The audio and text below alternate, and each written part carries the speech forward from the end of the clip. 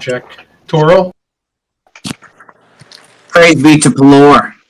Balthazar? Hypnotic pattern. Oriana, you dick. I am here. Callus? Dwarves on the warpath.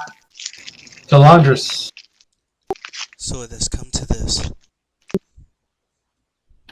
Jareth Val? Lady, walk with you. Merrick? Nothing funny to say. That was perfect, actually. Lily?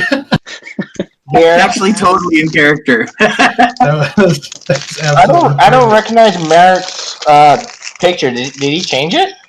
He's in David's, was- David's campaign. Sorry. That's his other personality. Oh, right. Hello. The one that Dread Pleasure's trying to get his pants off of. Yeah, she's my favorite. Okay. The other one's more eager. You guys have been kind of talking about it. Just note that if you had inspiration after the fight we had that pretty much ended the second session before you guys ran up the stairs to initiate this combat, just note that any of you with inspiration that wasn't used then, the inspiration should be gone. Who would like to do the recap of what happened last night? I know you guys are kind of going over it with Cliff Notes, but did anybody want to give their try at it? Wait, but just to be clear, if we had inspiration last session and we didn't use it, then we don't have it now. Yes, the fight that David used the hypnotic pattern would have been the combat that took away those inspirations. I can. Wow, awesome, because I got like a total of 1 turn during that fight, and so I didn't use mine. Okay, I'll delete it. I can try doing a recap. I mean, I can't do a blow by blow of the fights because it was mostly fights, but I can do a recap. So, Ken, well, would you guys mind if Ken tried to do the recap? Since No, I don't. you just That's lost why him? I was the one who asked if anybody remembered. I can't do the recap, so. I got you. Go ahead, Chris. So we first went our southern direction, and we found a group of gnolls there, and we did battle. They weren't too bad. There was one with an evil cat, 9 tails whip that glowed with evil energy, but it wasn't actually too hard for us to put down. They said it was tough, but it didn't seem that tough at all. Then we moved forward, following the sounds, and I think we battled a little bit more gnolls in the side cavern, defeated them, and then we found basically where they camped, basically. And then in a sacrificial area where there were skulls lining the roof and the walls, a pit full of blood, and a statue to Inogu across the way. Actually, Lily found that before any of us. We were alerted to it when Lily screamed when she tried to desecrate it and became blind. So Jareth ran up, found that her eyes were all black, and attempted to heal her. Unfortunately, it worked. Then people began to explore the area and found a tablet talking about an ancient story. I don't quite remember the details right now. It was like something about dawn and dusk and things like that. So I don't remember all the details of the story. I'll have to look up what we have in our notes. We also found some treasure in the bloody pit and in the tents around. Armor, ring, an amulet. But mostly the tablet probably is the real treasure because I believe you said it was some kind of Rosetta Stone of different languages put together. Then we went back towards the water where the strange staircase goes down. Went north, and we found another group of gnolls there, and handily defeated them again through the use of hypnotic pattern with a lady dancing with her boobs down. I believe it was Balthazar's mistress. Once we finished them off, Merrick went looking, scouting ahead, and thought he may have saw someone being tortured, so we all decided to rush ahead instead of doing stealth because we wanted to save anybody that was possibly before they were killed.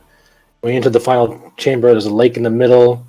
We found out the person actually that we thought was in trouble was actually already being flayed and was dead. But across from the lake was a gnoll kicking at bars in the ground to check on other prisoners. And then the leader of the group, we assume because he seems like he knows magic, stood up as he saw us, said rise, and all the skeletons around us of gnolls began to rise from the piles around us. That's where we ended up. Very good. Give yourself a point of inspiration. You guys remember as you went along the western path, following the cave system back, next to the diabolical statue of Yanogu, you guys found the tablet that spoke of Autumn Dancer and his apparent fall from light into shadow and the rebirth of something else from his torn heart. Kind of like a strange story or poem of an ancient time comprised of a language that Talandris and Toril both managed to decipher to be a mixture of Sylvan, Elvish, and Draconic. Almost kind of like a root language that perhaps might have sprouted the three different sort of forms of speaking. Something that hinted at old age. After looting what you guys found within the sort of mucky blood pool, you guys took one of the Knoll prisoners that you guys have knocked out, that Merrick kind of put to sleep. So sort of bound and gagged, you guys drug him with you back to this central sort of chamber entrance with the stair pool, and sort of left him in a corner to kind of fend for himself while you guys went off and you fought what looked like to be a kind of hunting band that was sort of getting ready and preparing themselves to kind of head back out again. Here you guys did combat, and as Chris described, Balthazar pretty much neutralized that entire army, leading to a very swift, powerful victory on your guys' end. You're welcome. And in the corner, Toril found another stone tablet. This one sort of damaged on the top and the bottom. The kind of lettering is kind of like scratched out, almost worn away, but the middle was able to be deciphered, and this one spoke of another story and or history, a story called Black Moon over the Veil. Deciding to take both tablets with you, you guys sent Merrick up the stairs, sneaking. Balthazar setting the tablets down on the ground as Merrick saw that there was one body that had already been flayed, sort of tied to a rack, not being tended to, but it was the moans and the cries of a female voice further ahead next to a campfire.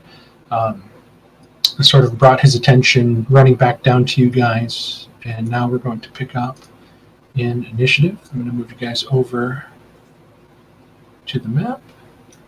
You guys should be at the top left corner of this map.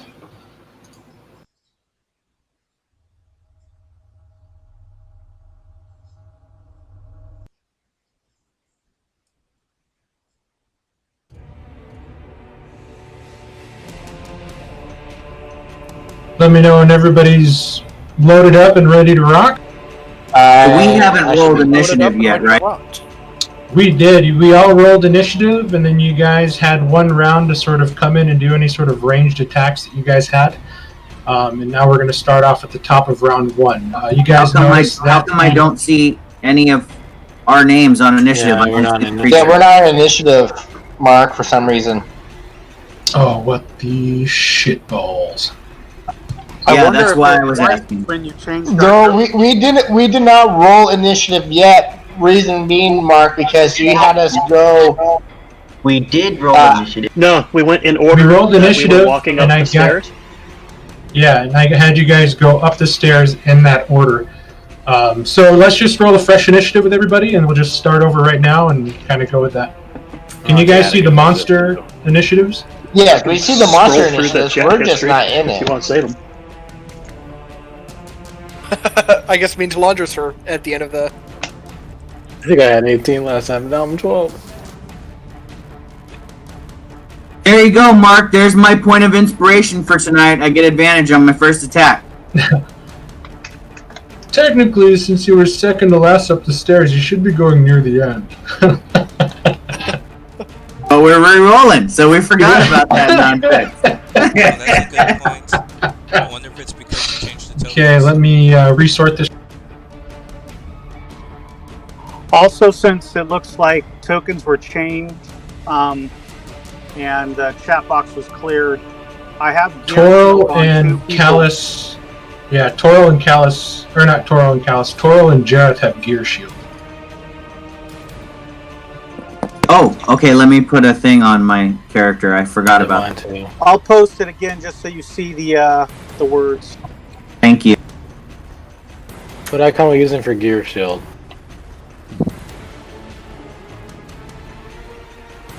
We can do the little gear, the little wrench, or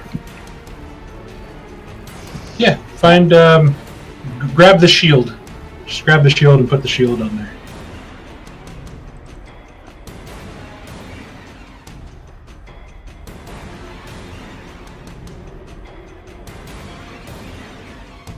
Yeah, that's another thing I like to do is to scroll back into the chat from the last game and kind of review what stuff I had active. But, Mark clears the chat. yeah. Yeah, I went back and looked and realized that.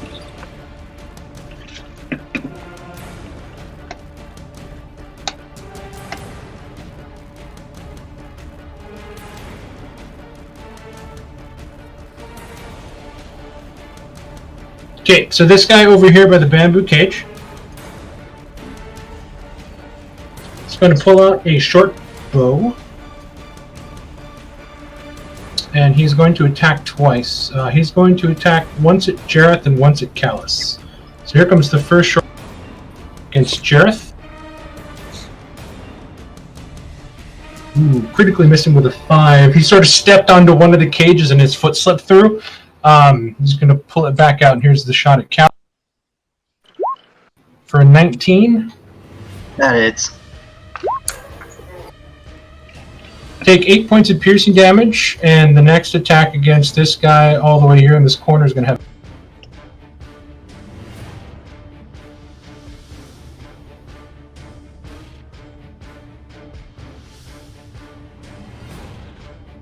I did that all wrong, didn't I? Weird. I'm just going to switch spots. I'm going to make the guy by the campfire go now. He's going to stand for half of his movement. He's going to go Just move tokens. 5, 10, 15. And he's going to use a bonus action for a sudden rush. 5, 10, 15, 20. He's going to attack twice at Lily with 2 short swords.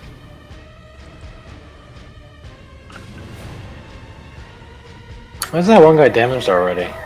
Did we do damage against You him? guys Yeah, do so you guys damaged this guy here, and then this guy here with ranged attacks. That might have been the hand crossbow. Oh, okay. Okay, here comes 2 short sword attacks and a bite attack. So he's going to go twice with the 15 Lily. Yes. Second is a 6, and now he's going to try to bite for an open area in armor. For an 8 missing, your defense just way too tough for this guy. And Toro. Now I can switch these. He's going to stay in an ally square.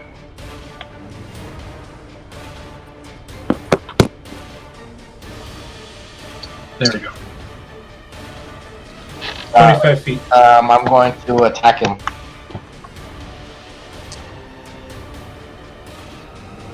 With my reaction. Gotcha. Go ahead.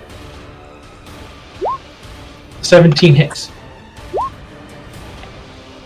I don't think I made it into the initiative.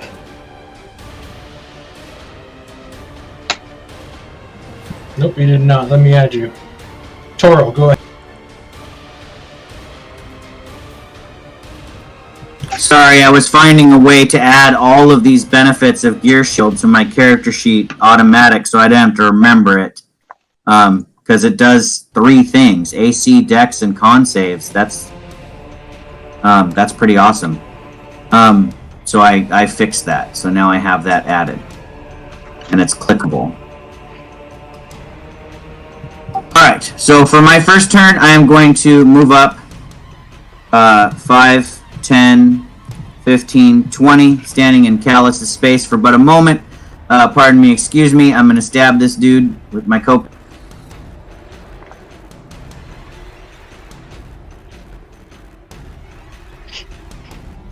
But before I do, I think if it's, oh no, this is an action. Damn it, I need a bonus action spell. Is it I want to blue- do something. blue 2? Is it blue 2 that you're... Who is... I can't see his, oh yeah, blue 2. Okay. As a bonus action, I'm going to cast this spell.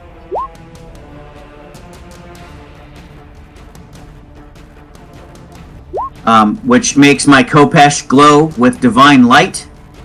And I will begin attacking him.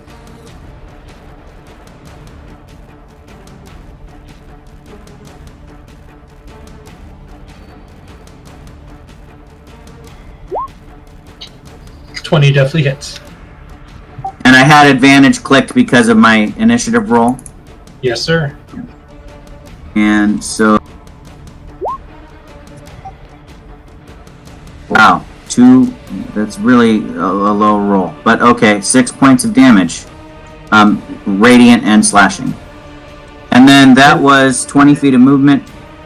No, I'll stand my ground there because I have a higher AC than normal. I'm good. You're in Callus's space.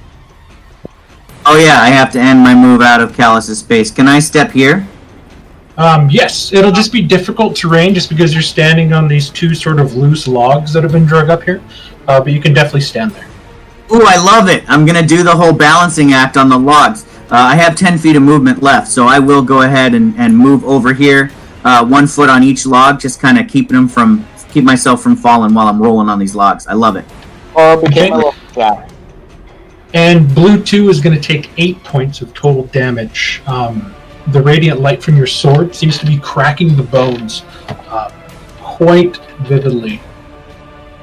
Excellent. The power of Pelor flows through me. Merrick. Let me get off of mute. I can... Let's see. Can I hide here? What I'm thinking is I want to disengage, like, from these, step back just a bit and cast a spell up in this area. Yeah, you can definitely disengage. But my question was, if I tuck back into this corner, can I stealthily hide and become invisible in that corner? You'd have to use your cunning action to disengage, and then your action to hide, or you'd have to use your action to disengage, cunning action to hide. You know what I mean? Okay. So yeah. you can try it, but you also only hide from things you can break line of sight from. So you would only be hiding from things that can't currently see you. If you're in these two and 3, would definitely be able to still sense your presence. Okay, then I'll just go ahead and move back to where the rest of the group is, and I want to cast Sleep in this area, Okay. so that I don't hit Lily. Hopefully, I'd like to target just the top 5. Oh, you can definitely angle it to where you can just get the top 5.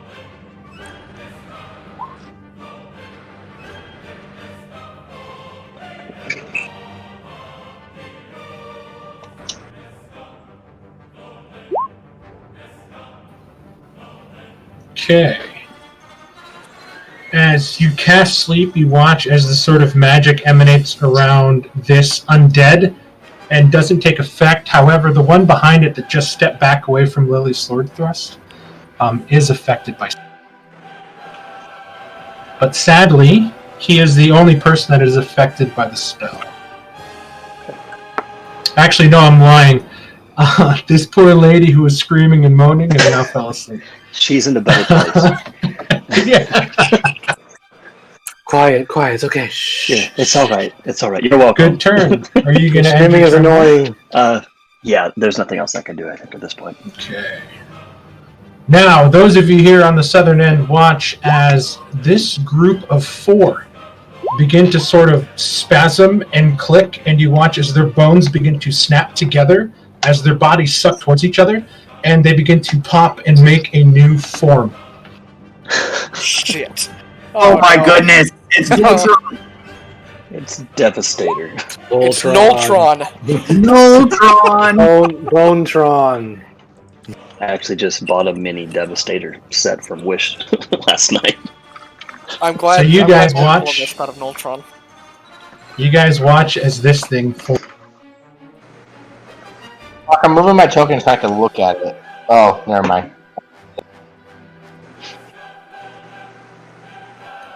Oh, fuck. Oh, we're fucked. We're dead. That was its action to transform, and it's going to go 5, 10 feet to there. That's the end of its turn. It lumbers I'm just going to keep the Witherling's turn there at 19, but that is actually this gentleman right here. Lily, it is now your turn. Well, I got my own problems to deal with. I'm going to... Oh, you have to fight this bitch. What? I mean, it would be nice if you could divine smite this big juicy dude over here, but Big juicy dude. yeah, he's pretty freaking scary. I'm going to attack one in front of me. Okay. Yeah, you're well adept at fighting undead, and you know that this guy doesn't have much AC on him, so that's a definite hit. Another Five fucking slasher. one. It's still standing. Okay, I'm going to attack it again. 15 hits. And a 7 finishes it off. It sort of crumples onto the ground. I will stay where I'm at, holding my position. Please note that the skeletons that go down are not difficult terrain. Actually, Mark, I'm going to just shift to right there. Kind of back Sounds up. good. Balthazar. Well, I don't know what all the fuss is because I can't see anything. Yeah, you're currently 30 feet down the stairs. What the fuck is that? So I'm going to move to that space. That's my movement. And now I can see this big, sexy thing right here. Yes, you can. I will go, let's see, I'm going to try to cast Shatter. Okay. And I'll obviously place it behind him, so we don't hurt any of my allies. Okay, and that's a 4x4 circle, right?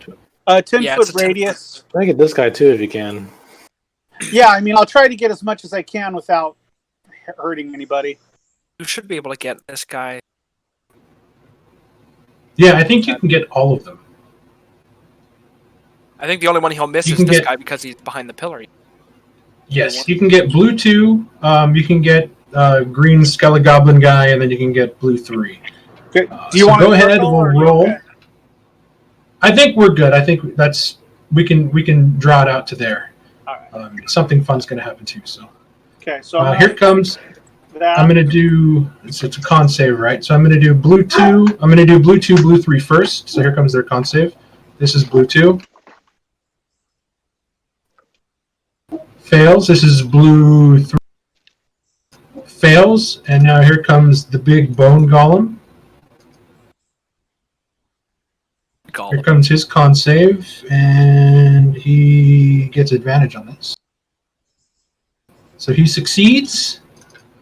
I would like to point out, everybody, that on my 3d8 damage roll, I rolled a 1, a 2, and a 3. So So not all blue bad. 2 Unbelievable. blue 2 shatters. Oh, Callus, Toril, and Jareth, just give me a token deck save really quick. Add 2 to mine, just so I can. Nah, it's 3. Does my danger sense come into account? Oh, this is just for funsies. Can I still use my danger sense? Sure. Just for funsies? Toril gets his shield up in time as the stalagmite on the ground shatters with the spell effect. Jareth, you're covered in dust. I'm going to say you're blinded for 1 round.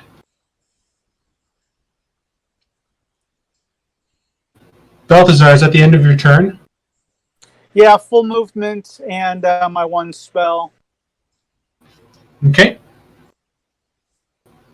Jareth. Yeah. Blinded by the blinded. dust from the exploding stone, you do sense the scrappling hands of the one that you knew that was right next to you, as well as just sort of creaking, like loud snapping of bones from the creature that you saw emerge from the 4 other witherlings.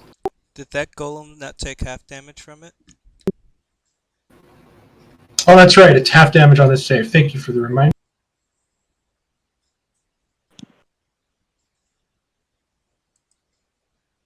One second, sorry. No problem. I guess I'll try attack him. I'll try to move down and attack this big guy who's blinded. Okay. Sort of feeling out, you touch him with your shield, and then once you feel it, you bring your sword down. Disadvantage.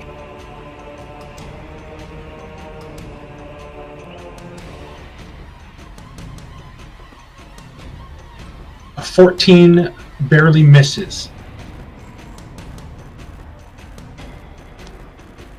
17 hits. I'm going to also spend one of my spell slots for Divine Smite.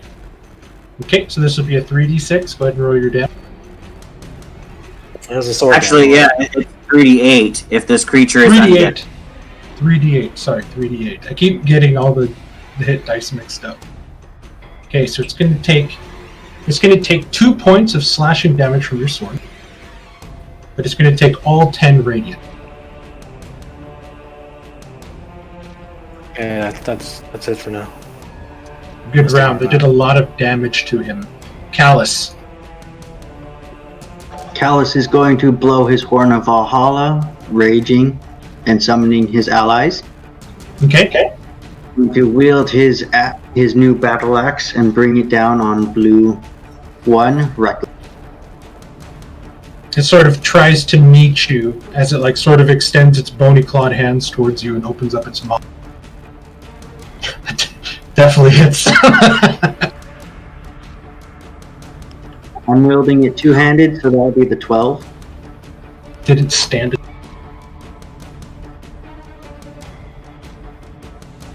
Just explodes into bone shrapnel and dust. Is this stalagmite still here after the shatter? It is not still there after the shatter. So what I'll do is I'll take the dynamic light off.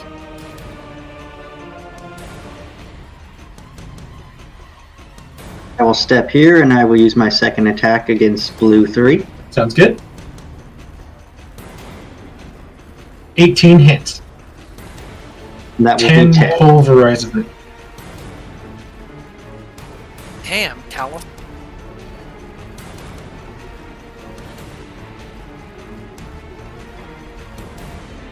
And I will point my battle axe at the stone golem and I go, "You're next." Okay. What exactly do you summon when you blow your horn? Is it just So You? I blow my horn to summon my ancestral guardians. flavor text for your ancestral guardian? I like it. Cool. Callus basically says this horn is a horn of Valhalla and he's summoning his friends from Valhalla. Okay, so technically your guys would be swarming around this thing. Yes, they're like kicking you mollies down. Right, awesome. I love I it. thought this was a legitimate Horn of Valhalla. I thought so too, and I was waiting for Mark to drop like 8 Berserker tokens on the map, and I was Yeah, like, me too, well. actually. When did you get that OP item?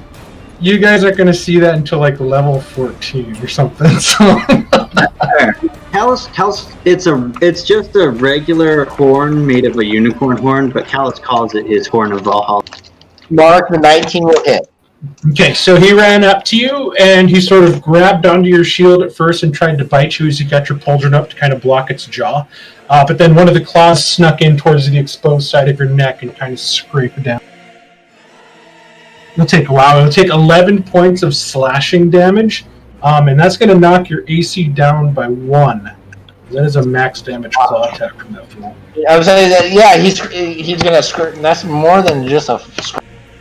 And you sort of just buck him off with your shield as you begin to feel the gouts of blood pouring from your shoulder. Okay, Mark, I got a very important question about this. Is it off my armor or is it off my shield? It's just off your total. We'll say since it attacked your shoulder area, it'll be off your armor. Because I didn't know that. I know it's a +1, but if I remove my shield, I need to know which. Don't worry, Talandris can fix it. Talandris, it is your turn.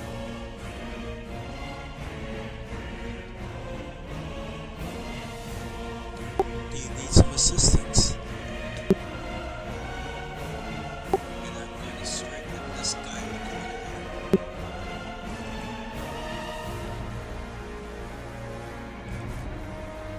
corner. A 9 will miss. You made your attack just as Lily threw the other fang off, and it kind of bumped into it a bit, and your sword was sent slashing into the stone wall. It's kind of tight quarters in that area at the moment. And the 20, you rebound with an upward thrust, impaling it. Doing 7 damage. Really good damage against it. And I'll follow up with my third swing. Okay. Ooh, that's definitely going to hit. Give me an athletics check. Perfect. Oh, you manage to use your power to impale the witherling in front of you, sending your sword into the fang that attacked Lily. Your momentum taking you to here. Power cleave.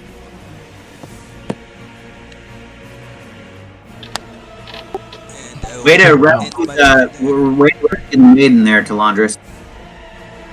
Wait, what'd you say? I said, way to rescue the maiden there. I didn't need any rescuing. Apparently you did. Talandris just came up and showed you how it's done. Talandris just messed that guy up. That was a lot of damage. He took that 8 crit damage. Is that the Yep, I'll end my turn there. very good turn. Oriana.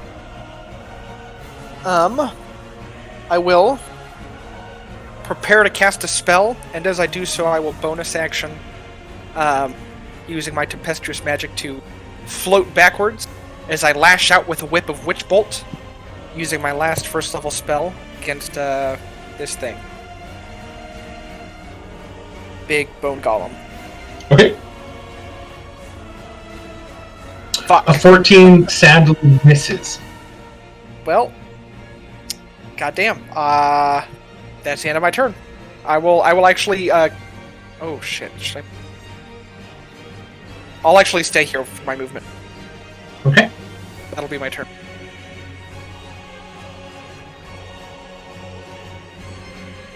So you guys watch as this guy who summoned the Witherlings begins to move forward.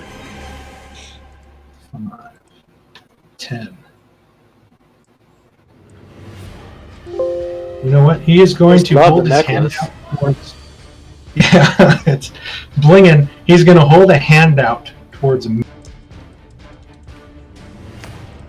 Oh, Merrick? Yes.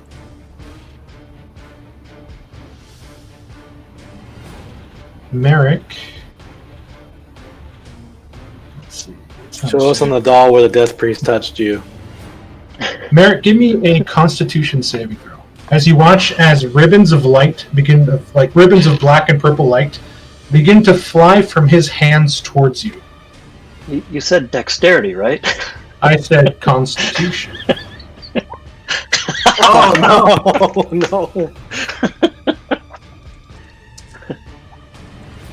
Hey, it happened. It even happens to barbarians being turned to stone. I think I just threw up. You're never gonna let that go, aren't you? Nope. You take 33 points Oh, fuck! I'm dead. of necrotic damage. So you guys watch as he holds his hands out towards Merrick and he begins to utter this strange guttural sound. And the ribbons sort of flash out and coalesce into a spear point that jabs Merrick right through the heart. And you watch as Merrick sort of just spasms and stiffens, and then he falls to his knees, and then he falls to the ground. That's the end of his turn. This guy is going to help out his boy. He's going to go 5, 10, 15, 20. He's going to attack twice at Talandris with short swords. Well, actually, he gets 3 attacks. He's going to first stab, and then he's going to try to bite.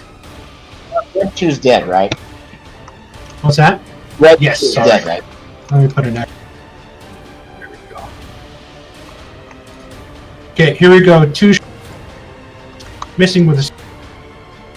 Does a 15 hit? I think that misses you still. That misses. Okay. And then here comes his bite attack as he takes the momentary action of you parrying both swords with your own to try to bite at your 17? Misses. Ooh. What are you at now? Are you at an 18 with your river scale armor? I was at an 18 with the other armor too. It's whenever I have the blades out, my AC goes up that extra 1 to dual wielding. Okay. Gotcha. Hey, Mark. Yes. Merrick is asking if he can use Uncanny Dodge to take half damage on that one. Casting a spell is an attack. You can uncanny dodge a spell. And if it's a saving throw, But he didn't attack roll. roll. It was a Constitution save. But there's one thing a rogue can do Yeah. that's attacks, and one thing a rogue can do that's spells. He can do evasion, but that's only, I think, on dexterity saving throw attacks. But this is not an attack. It was a saving throw. So Uncanny Dodge cannot be used for that, I believe. On dex saves, okay. Well, it says when it hits you with an attack. That's That's a really why I good asked. fucking point. A spell is an attack. I'll put the thing and I'll post it for you if you. I'm looking at it now.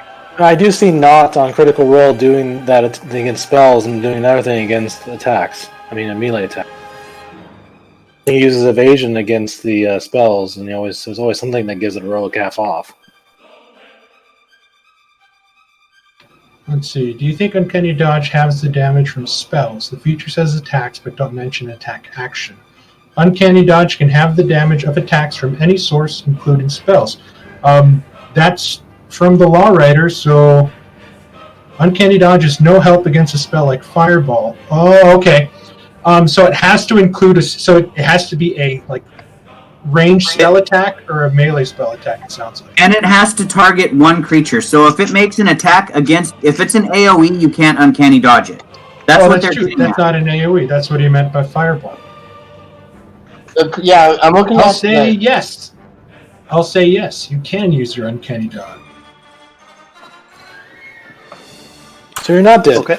So I was actually going to ask. I was actually going to ask, is he dead because it was necrotic damage? 16 necrotic damage. Yeah, so you'll take 16. So you're going to everybody just retcon out of your mind where he spasms and falls down. He's spasming and kind of bleeding from his eyes and his ears and his mouth right now from the necrotic energy surging through his body. Does that kill him, or would that have just been unconscious? It would have knocked him And unconscious. 33 damage to 28 hit points, whatever that does. Yeah, so it would have knocked him unconscious. I know some necrotic It's damage gotta do double actually kills to you all outright right. kill him. Well, no, I just know some necrotic spells just kill you. They don't give you unconscious stat. Okay, so that was the Death Mage. This guy just went. Which guy was it? This guy is dead. It was this guy that ran up and tried to attack you 3 times, and you blocked all of them. Now we're at top of round. This guy's asleep. This guy has a bow. He's going to shoot an arrow at Callus, who's just Protection. demolishing everything in its wake. Protection. Okay, so he'll have disadvantage on this. Where Normal. is the sheet? There's the sheet. Oh, that's right, because you attacked recklessly. Okay, so here comes his regular short bow attack as Jareth sort of intercedes his shield in your behalf. 19. Still hit. You'll take 1 point of piercing damage from the arrow. Toro.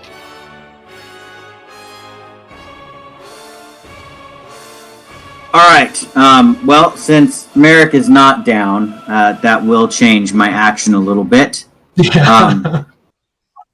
I was going to help him out there, but I will go ahead and attack this Skeletor in front of me while balancing on my logs. I'm going to give him a Kopesh attack with my divine energy still glowing on my blade. God, No. Roll 20. Fuck your ass. Okay, I am going to actually use my channel divinity to make that a 17. I will say, even though that was a crit fail, your channel divinity turns it into a hit. Yeah, that Valor, is good. suck my dick. That is The good. Lord's helping you. You're way I know. off, and all of a sudden it gets Right? Yeah, Phalar's like, what are you talking about? That was all me. That's That totally was- all me. You're way off. So I will do 10 points of damage, 8 slashing, and 2 radiant. And then I will also... Oh, wait. Your divine favor only makes the radiant magical, not the slashing. Yeah. It's 8 slashing and 2 radiant. Okay, so as your Kopesh comes in glowing, you feel the radiant energy sort of breaking down this golem's magical defenses, and you are able to damage it with your sword. And it's only going to take 4 of the 8, as the bones and the magic around it are very strong and sturdy.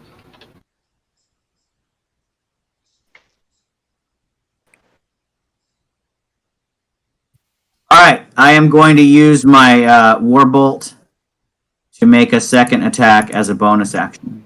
Okay. A 9 will miss. He is hip to your jive, and he kind of turns to defend himself from your glowing sword.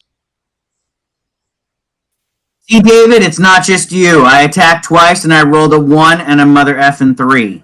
You're welcome. Welcome to Blazdala's world. This is how I play Roll20. This is how it happens. That was my first Okay. one on roll 20. Merrick, sort of wiping the blood from the corners of your eyes to clear your vision, you sort of turn and lock eyes at the sort of cloaked, masked knoll with its necklace of human heads.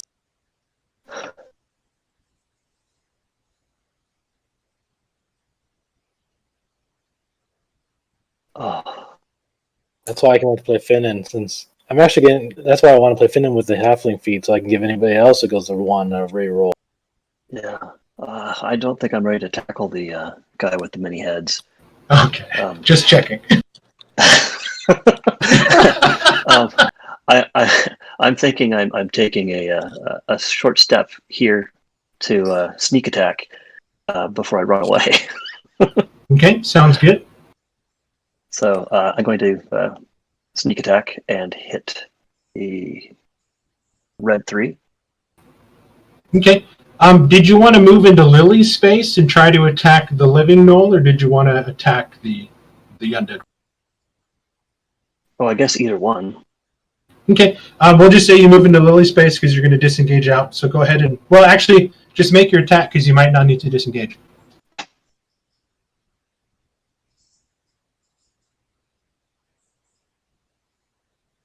A 12 will hit.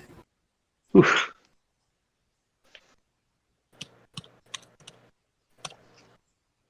Holy sweet balls. That was almost max damage. You're 2 points away from a max damage. That's crazy. Yeah, this thing is like eviscerated from time and space. You no longer... And then I was going to continue my step back. And this time get slightly further away.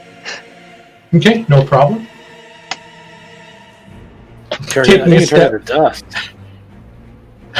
Yeah, he's gone. He no longer exists on this plane of existence. Okay, that was a very good turn. Pointy end. Okay, it is the big bone golem turn's time. And he is just going to raise his 2 big bone fists, and he's going to slam down at Toril, and then he's going to slam down at Jareth. First attack at Toril. Well, actually, it's a claw. He's going to rake out at Toril, and he's going to rake out at Jareth. 20 against Toril. Yeah, that hits me because For 10 even slashing with and 2 shield, that's necrotic. exactly what you- And he's going to... I got to give you a con save against my radiant sword. Okay. You definitely concentrate. This was not enough to throw off your faith. And here comes the second claw. He's going to try to puncture the middle of Jareth's breastplate and sort of stab it. Missing with a 10. Your shield, just too much of a defense to get past. That's the end. That should be the end of his turn. That's the end of his turn. Lily. Lily's going to step there and attack the gnoll in front of her twice. You see a very wild bestial gnome just using his hands, bleeding. His mouth is sort of dripping with blood from his previous sort of prey that he was flaying alive. 24 hits. Oh, damn. That's max damage.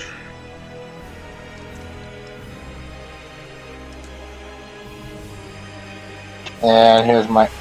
Okay, he's still standing, so here's my second attack. Just destroying, absolutely destroying his hide armor. 23 hits. Another fucking one! He's looking very panicky, but like a sort of a stray injured dog backed into a corner. He's starting to get a lot more angry. I will hold my position. Stealth. I am going to try something again.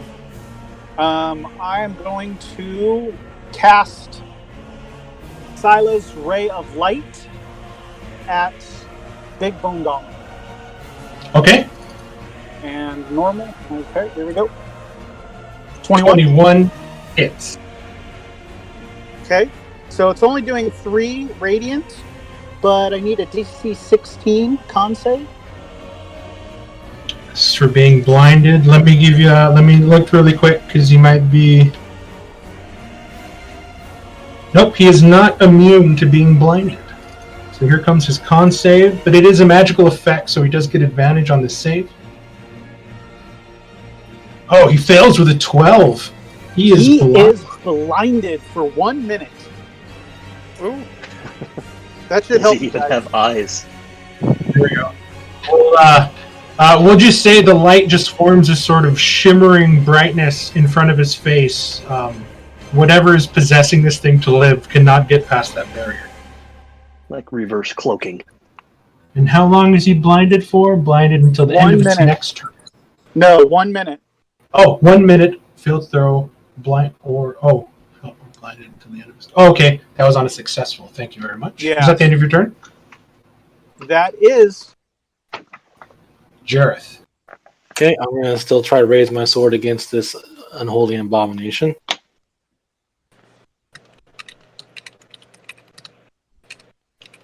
$16 is the magic number. Okay, pumping the Divine Smite into it. Doing 12. Max damage for that, and then I'll roll the Radiant. Still real low on that one, but 23. Holy bow. Bits and pieces are beginning to fall off of him. He is not looking very good. and do one more time. See if I can hit him again, hopefully. 24 hits. And I'm going to use my last spell slot to do it again.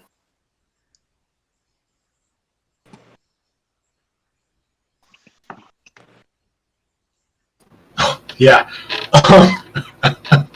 So, like in a funny video game sort of way, you bring your sword down and just destroy him, and you watch for an instant as Golemtron falls apart into the four other sort of witherlings, and they just fall down and die. He is dead. Awesome. Okay, let me see what I can do as far as movement. Dang, my blindness spell was crap. To be fair, your 3 radiant was the deciding factor, so you technically won that fight. Open him I up to feel the- allow damage. How high is the water from the land? It's about 10 feet down. 10 feet down to the surface of the water. Should Okay. probably wait till So- after we kill them all to do the mage hand.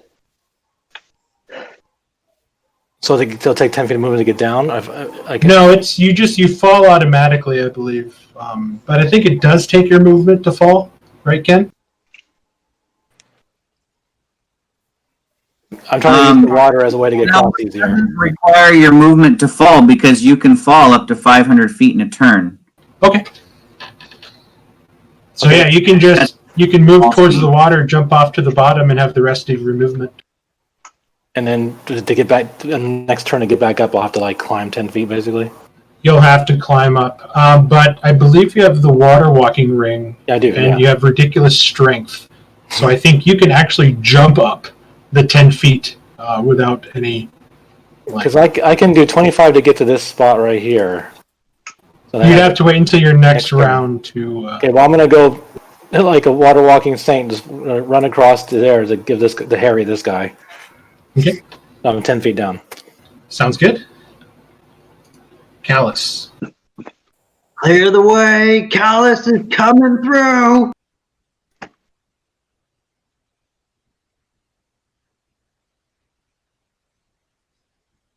And I will pull out my pickaxe in my other hand.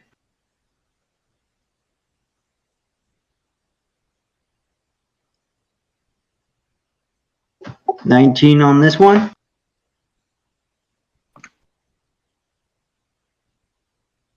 $19 hits. And that will be the 8.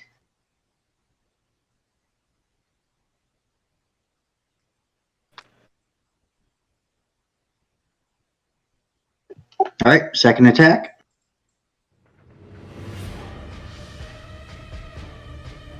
$12. A 12 will miss, sadly, but just barely.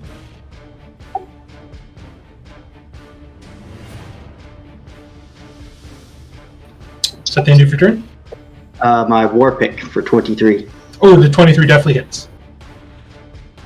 And the 10 brains him.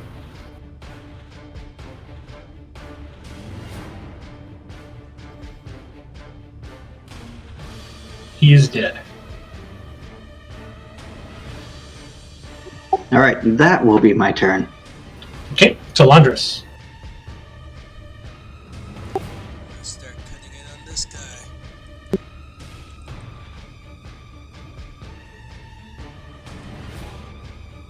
Ooh, a 6 will miss as he kind of sidesteps you a little bit, knocking you off balance.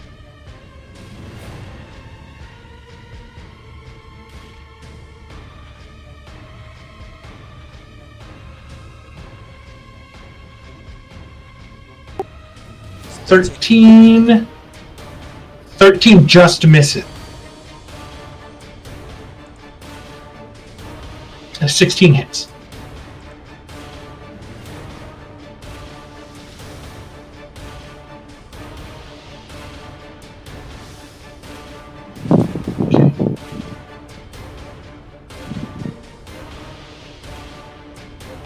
Oh, that sucked. I'll end my turn there.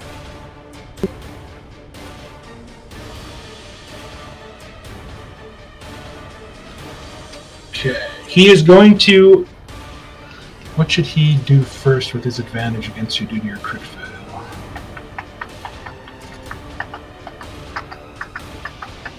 He's going to stab you with advantage. Do it. Missing with a 12. And then he's going to come in with his second short sword again. 17 just misses you, and then here comes his. Who's attacking? No, I just struck. Is trying to Ooh. attack me. Your defensive blades are just too much for Talandris. It cannot surpass you. Oriana. I shall. Wait a minute. Did I fuck that up? Yeah, I think you did go before me. It's okay. I totally fucked that up. Thanks, Chris. Go ahead, Oriana. Then discount that entire round, Talandris. Oriana, I really hope you're positioning that differently so you're not hitting me. Well, that was my question, because you're not more than halfway within that circle, so You have to be more than halfway, and you are technically more than halfway out of that ring. Yeah, you're 3/4 out of it. So okay. You are not Two-thirds. affected, Talandris. 2/3 out of it. That's why I positioned it there to be sure about that, but there were also more guys alive at that point. When have you cared about that? Because he's my ally. I don't know the other guy. Yeah, he Yeah, didn't if there know was Ted. in the room, you wouldn't care. He didn't know who Ted from Wolf Hall was. Yeah, He knows I didn't even know his name was Ted until now. Thanks for that. You killed Ted? I will adjust it just because that other guy's dead now, so it just gets these two. I'll Sure, cast that Shatter kind of in the center of this area here, and it's a con save, so I think the incapacitated guy can still make that save. So. Cast the second level. My last second. I'm going to use Empowering Spell because fuck that damage. Sounds good. How many dice are you going to all roll? 3 of them. I think I. Okay, can so do here that. comes Awake Guy, con save. Succeeds, here comes Sleeping Guy, con save. To reroll a number of damage Oh, dice Jesus. equal to. God, they all pass. All right. Yes. Equal to your Charisma modifier. Okay, so I can reroll all 3 of those. I'm going to do Okay. just that. I think it's awake though. He That's is definitely much better. awake. Oh, Jesus. You almost... Oh, wait, he succeeded, though. Okay, so they're both going to take...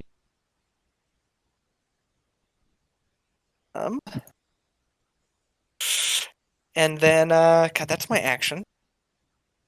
Don't bonus. Did you want to fly anywhere for 10 feet? Yeah, I'll fly behind Callus into this corner here for 10 feet, and that'll be my bonus Okay. action, my action. Perfect. I like that. Softening them up. Ooh, this should be pretty fun. There is 4 people in a group that can attack. You sooner or later you're gonna notice people are grouping up. Okay, so you watch as the Death Mage points a finger, and according to the spell, he points at a location within range, and he's going to point. How much is a 1 foot diameter? What would that cover? Smart guys. A 1 foot What? diameter? A 1 foot diameter. Of one of these squares? Would That it just wouldn't be cover a square. A 1 foot Would that diameter is just the center of the square. Yeah. Yeah, That's about the center of that A 1 campfire. foot diameter is a basketball. Yeah, like the center of that campfire up in the corner. Okay, Mark, what's the spell?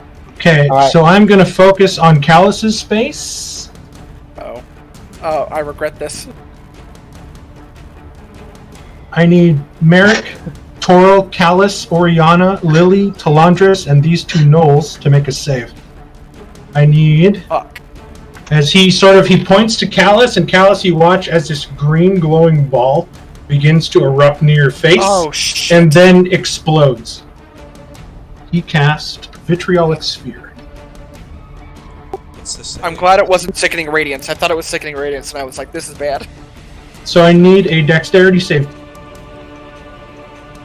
Mark, you don't have the description of the spell in this card? I didn't set this up. It was it's a roll 21. I can do it again really quick. See, Oh my god. It's a dexterity save? it is a Dex save. Oh shit! Really? Fuck. Okay, I'm straight so- ahead next round. Merrick, you will take 12 points of acid damage. Toral, you will take 12 points of acid damage. Okay, Callus, your danger sense. You will take 12 points of acid damage. Lily, Talandris, and Oriana will take all 24. How much do I take next round? Next round, you will take... If it's a specific roll, you can roll it then. I was just curious. There we go. I had exactly 24 hit points. I have exactly 0 if I subtract the 12. Ooh, so even with the save, it brought you down. 5d4 at the end of the next. Fuck, I'm dead. Is that the end of my next turn? It says. All right. Oh. I'm so screwed. That is... He's going to move away from Jareth. At least he's Jareth sort of moving towards him. He's going to take a 5-foot step back. Where are the That's nose 10. been thrown?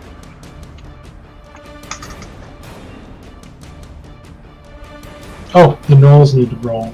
Yeah, they need to die as well. So does that count as a targeted Oh. attack when you go? It doesn't for matter a if they single succeed. 1 It foot? doesn't matter if they succeed. They no, because according to what Ken posted now... No. he said I'm he just believes that teasing. this I'm was- just joking. I just was laughing about it being targeted by picking specifically where within the 1 foot. It made me chuckle. So those guys' their bones melt over their face. Does that mean that if the next round they're still going to take damage unconscious, then basically? Yes. Yes, Oh, they are But burning it's from the only- acid.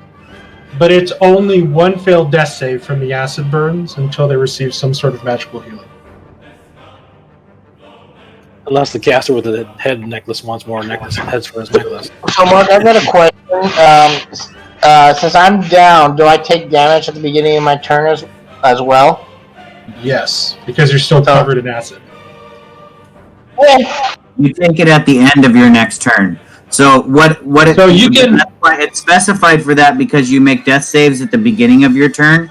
So you would technically, if you death saved, you would have 1 hit point, and then you would go back to 0 again. At the end of If I fail a death save and then I take the damage, I'm dead. No, Oh, you have 2 death failures if you do that. it's only if you take damage from a melee attack that counts as 2 failed death saves because that's a But crit. if he crit fails a death save, though, that's 2 failed, right? Oh yeah. There, Yeah. then yes. Yeah. Yeah, If he don't crit crit fails fail. the death save, then he's dead. Don't crit fail. Okay. Don't crit fail, Lily. I am playing no pressure. Same Corsaris, for me. and you know how famous she is for making her saving throws.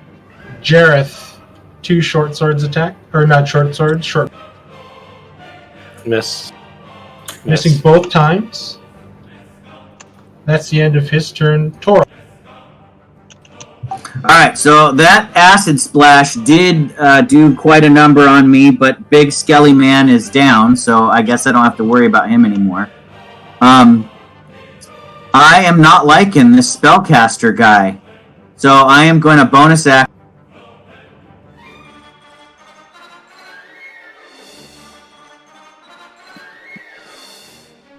Ken, if you're talking, shut Yeah, we down. lost you. We didn't hear you. Sorry, no, I just wasn't pressing the button. My bad. I'm going to Bonus bonus action, cast Spiritual Weapon, summoning my huge frickin' dagger token. I just think it looks so much better than the other token. It's got its own weather system. I'm just double checking that he's within 60 feet, so I like can it. summon him there. Let me press the spell.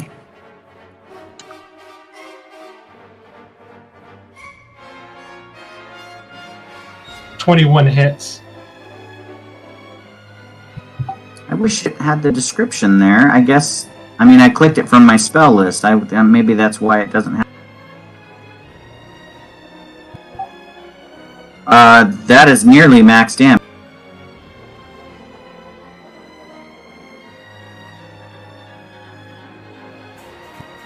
And then I will. Let me see. Do I have a healing spell that's one action? I do not, because I don't believe in healing. I believe in fighting.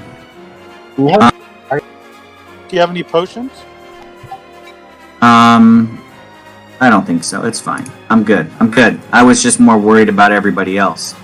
Jester. 1, 2, 3,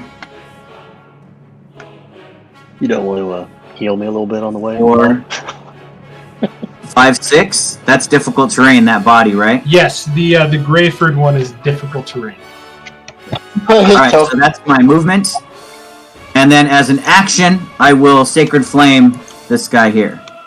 Okay. I don't think he has any sort of magical resistance. Wow, It is 2-1 not, so for here the comes- damage, though. That's Here comes sweet. his dex. He fails. He will take 4 points of radiant damage.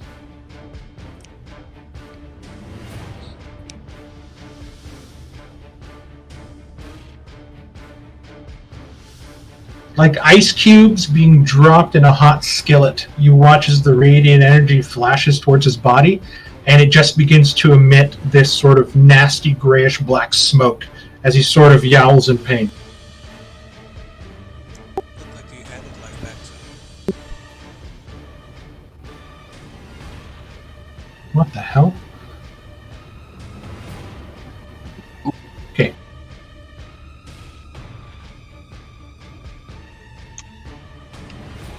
Like regenerating. There he goes. There we go. Okay. Is that the end of your turn? Yes. Merrick, give me a death saving throw, please. What do I roll for that? There should be On your sheet in the middle, it'll say death save. Okay. Thanks. Okay, that is success, and now the acid is going to do the rest of its. You'll take 8 points, so you have 1 failed, 1 success. And you can track that on your sheet too, Shane. Just they have little round bubbles there. Okay, this guy's dead. So if I was at 0, what does 8 more do to that? Nothing. He's gonna Nothing. fail. It just gives you 1 failed death save to add to the suspense. It would only matter if you hit. Is it half or max your max 8? It's your max. So if Mark did 28 points of damage to you, you would die. Okay. One of those acid Lily. orbs. Give me a death save. Stands up.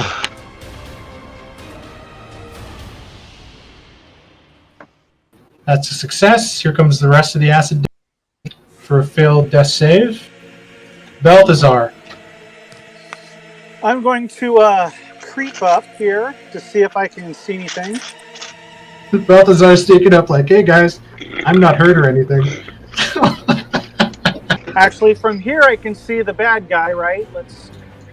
You can see both bad guys from there because you are now at the top of the stairs. But this guy up here, the blue one, is the main one, right? Yes.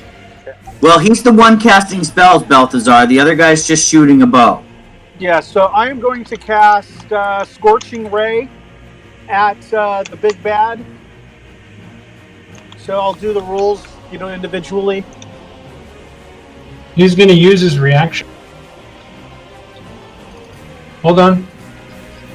That's just I'm just testing Oh, something. good. Ignore my spiritual. He's going to use his reaction to pull shadows in around him, causing disadvantage on these attacks. On all 3 attacks? Using his cloak and shadow ability. Okay.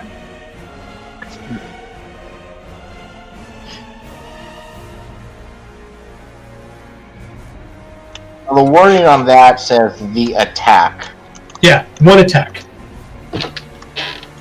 First attack would be It's different. It's different from shield because it gives you the resistance to radiant until the end of his next turn. So technically, I think Scorching Ray is a single attack. It just makes 3 energy bolts. But I think since you have to attack 3 times, I'll give him disadvantage on the first, and then he has 2 regulars. Okay. So here's the first disadvantage, Scorching Ray. For 18. 18 hits. So that's 7 7. fire, and then this will be normal. 16. Hits. And then the third, Scorching Ray. 23. 20. Oh, Definitely. wow. So that's 19 total fire damage. Balthazar is just fucking this guy up. And now that I've got a good viewpoint of this guy, I'm going to say, fuck this, and I'm going to use the remaining movement to go back into cover. Okay. And I'm hidden. Yeah, totally. I can't see your fig anywhere. Jareth. I'm gonna try to rise up from this like a holy avenger. Okay. What do I need to do to get out of here? Just climbing at half your movement. Okay, so that would 20 feet to get to there, pretty much. I might basically stand before him and say, "For all that you have done, now you must face judgment." And I'll try to attack him. Okay. As the spiritual weapon's just going buck wild. Yeah, sorry, I'm trying to make it so that the text is in the spell, and I want to make sure it shows correct. Just shivving the crap out of this guy right now. I'm probably wasting all my good rolls on these practices. A 15 is exactly what you need to hit him. God damn. Max damage, actually. But you notice as you attack him, you sort of push back a magical barrier and kind of stab into his chest and pull out, as he's not wearing actual armor, but a sort of magical illusion. Do I still do damage, or okay? Oh yes, yeah, you fucked him up. Missed that time. He is a glass cannon. I'm not going to do anything as far as knocking him down because he's a pretty good range target. I'm just going to stand here. Okay, sounds good. Callus. Alice is just going to keep pushing forward. Sounds good. Everything is dead in your path. Just note that you can't step there. Yeah, I want to know which squares are difficult terrain, too. I was going to ask that on my turn as well. So you're standing on difficult terrain right here, Toro. These two bodies are difficult terrain. I'm just going to move the skeletons out of the way. The skeletons are not, however, there is a pile of 3 logs here that makes that difficult terrain. This is a large, log pole set on a fulcrum with a large stone counterweight. So this space is occupado. There's no space in between the stone and the fulcrum. No, absolutely not. So you have to go the long way. I put it there specifically just for that angering purpose.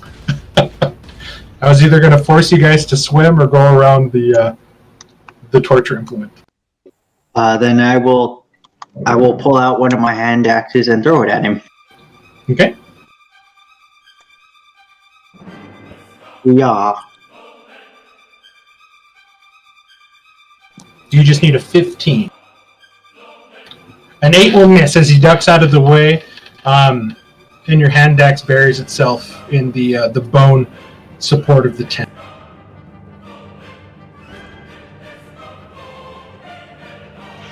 Okay. Salandras.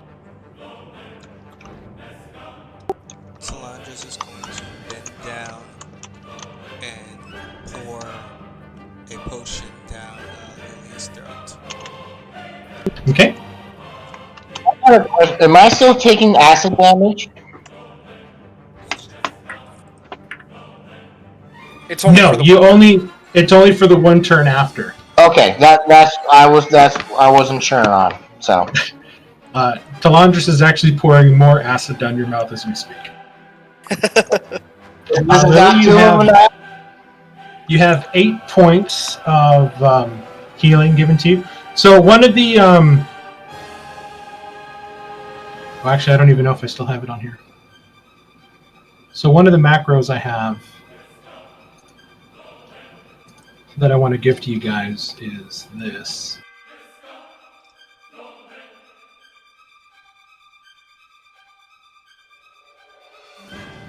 It just does that and automatically. But this is a separate one. I was testing the other one. You can choose between lesser, greater, superior, and supreme, and you only have to hit it one time. So, good round to Landis. Are you going to use your movement and bonus action, Frank? I am. First, I'm going to move. My bonus action, I'm going to second wind.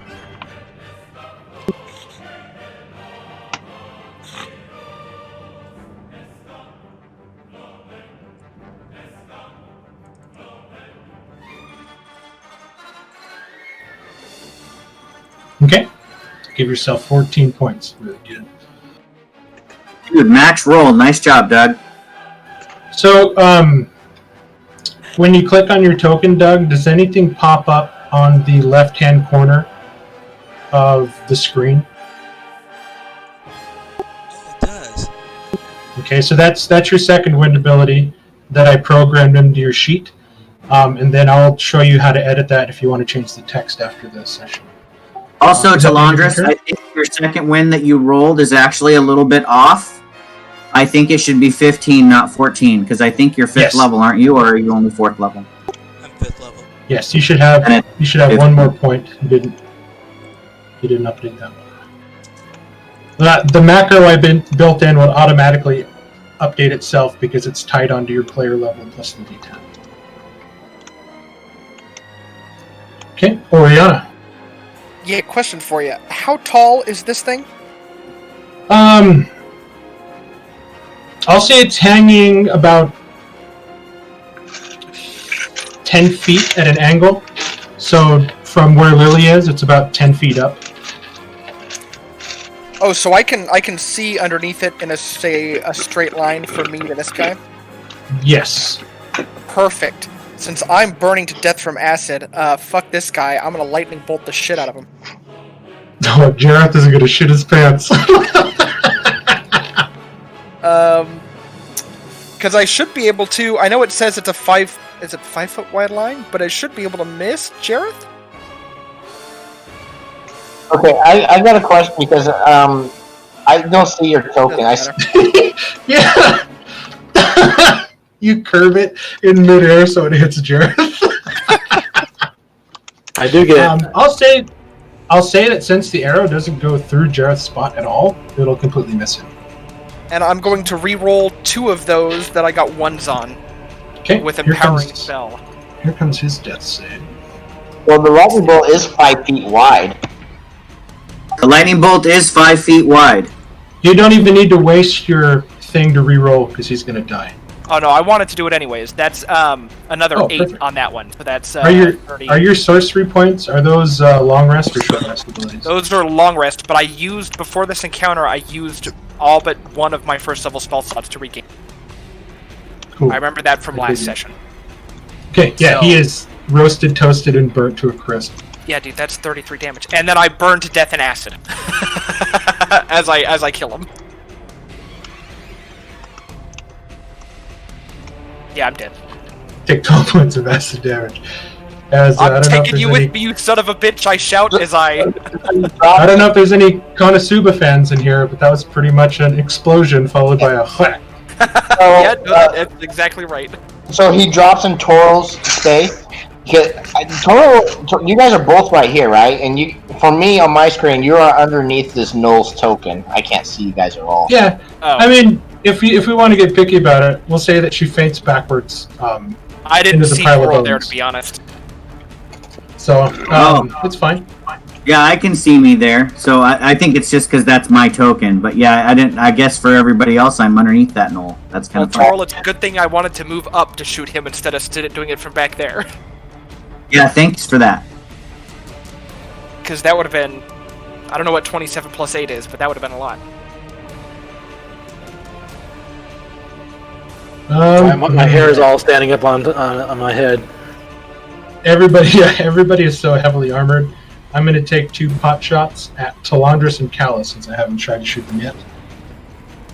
Actually, you know what? No, never mind. He's just going to do it. He already hit me twice, I believe.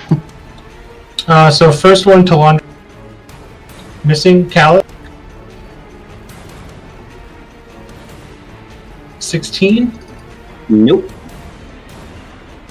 As you sort of catch this one in the air and sort of snap it in your fist, you watch as he throws down his short sword and he puts his hands on his short swords. That's the end of his turn. Toro. All right, so now that the caster is down,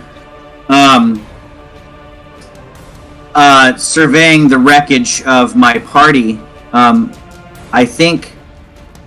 Who is down? Is it Oriana, Lilia, and Merrick? Lord's up. Merrick and Oriana are down. Oh, Lily is up. Okay. I'm just prone. Merrick has been down longer than Oriana since she just blasted from my square. So I am going to whisper a prayer to Pelor and use my last first level spell slot to heal Merrick.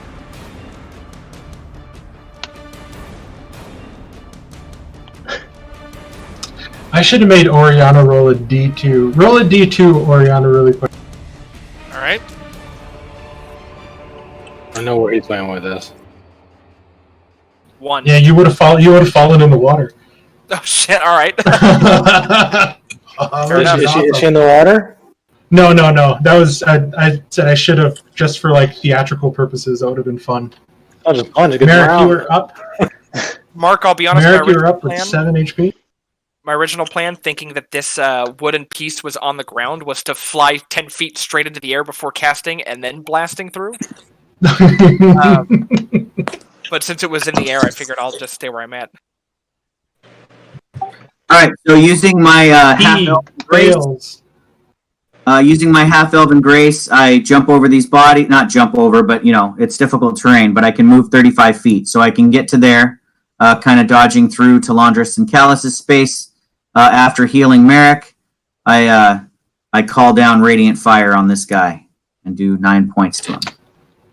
Those of you that can see now are starting to see hands reaching through the grates, sort of calling out for help. And I will end my turn there. Good turn. Merrick, you are laying on the ground, sort of getting your vision back and your breath steady. There still seems to be some fighting afoot. Okay, so I think I can probably use my move action, I guess, to stand, right?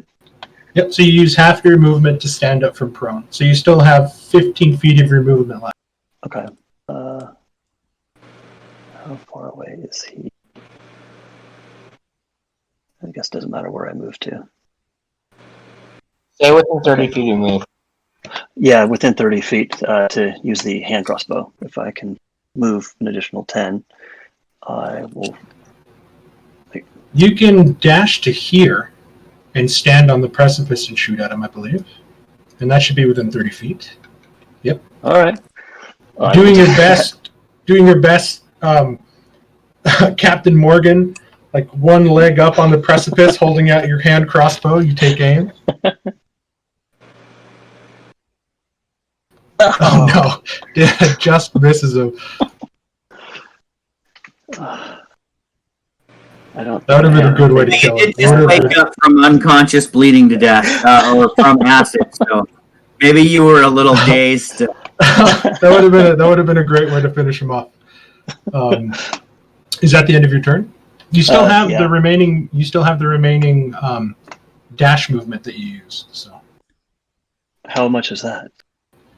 You used 15 feet to here, so you have 20 feet of movement left if you want to use it. Yeah, I might move back just a bit. Okay.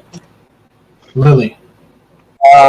Lily is going to, using half her movement.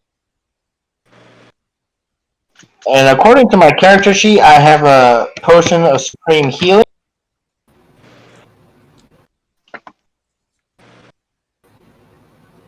Okay, you got one of the 4? The potion of superior healing. So I'm going to drink that. I don't remember how many. That's 8d4 plus 8.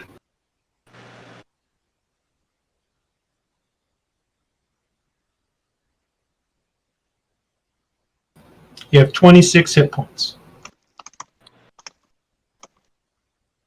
That brought me to full health. And then, as a bonus action, seeing a few of my allies that are below half health, I will raise my shield and use Channel Divinity.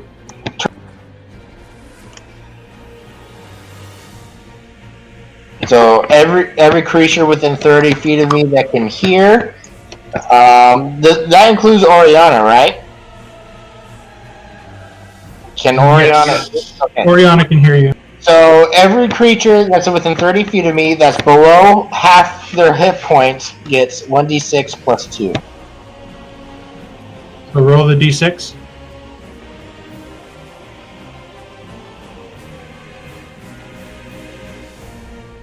Everybody gets 6. Oh, everybody gets 4 points. That's below half health. Oriana, you are now back up, awake. Yay! Total, Merrick, and Oriana will get hit points, and that does not include me, unfortunately. So Okay. I figured. So that will be. I took an action. And I stood up. No, I'm done. That's my turn.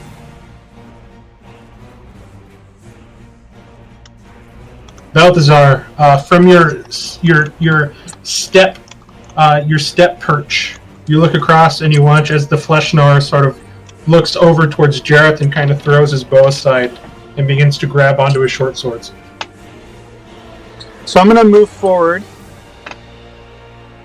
to here, getting a lay of the land again.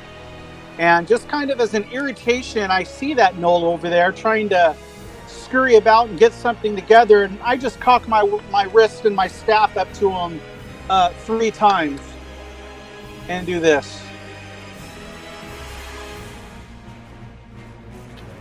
Oh, dang it. He's just barely alive as you pummel him with your I magic. knew he was gonna do magic missile. No fuss, no muss. Yeah, another shit roll, Ken. That's been tonight. It's the night. Well, this is only the beginning. We have the rest of the night to go. We'll see how it goes. All right, that would be all I can do. I'm a one-trick pony. Okay. Jareth. He's still alive? Yeah, he's barely hanging on to life. I'll step up to him then and try to finish him off. Yeah, you can see he barely has any green in that bar. A 9 will miss. Oh, that definitely hits.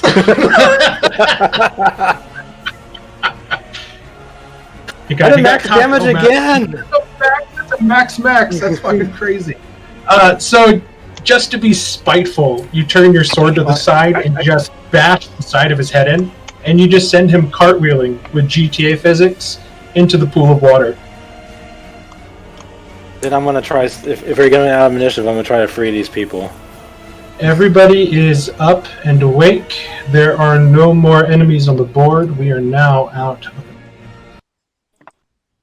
Actually, first thing I want to do personally is to go over and get this person down and heal them with like five points from my lay on hands. This Okay, person's give being me a quick- tortured. Give me a quick second. I need to pull some stuff up to describe to you what you're seeing.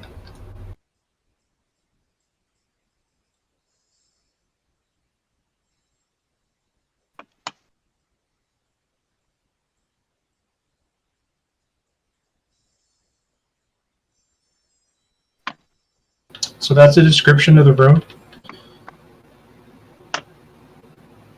On this rack, you see 2 people in front of you. You see one person whose chest is still moving, that's in front of Torl, and you see another whose chest is not.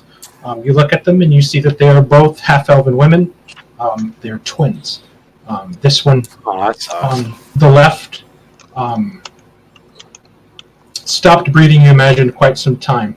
You look at the damage on the body to the right, and you see where there are places where the skin has literally been sort of flayed and pulled back, exposing muscle and bone. And as you begin to administer your healing, you watch as new skin sort of begins to form, making these patches of scars that sort of render her body. I'll give her 10 hit points. I'm trying to bring her back as much as I can. So she is now fully awake. Well, not awake. She has 10 hit points, but she is still sleeping. I'll untie her and carry her off. Okay, as you begin to untie her and carry her off,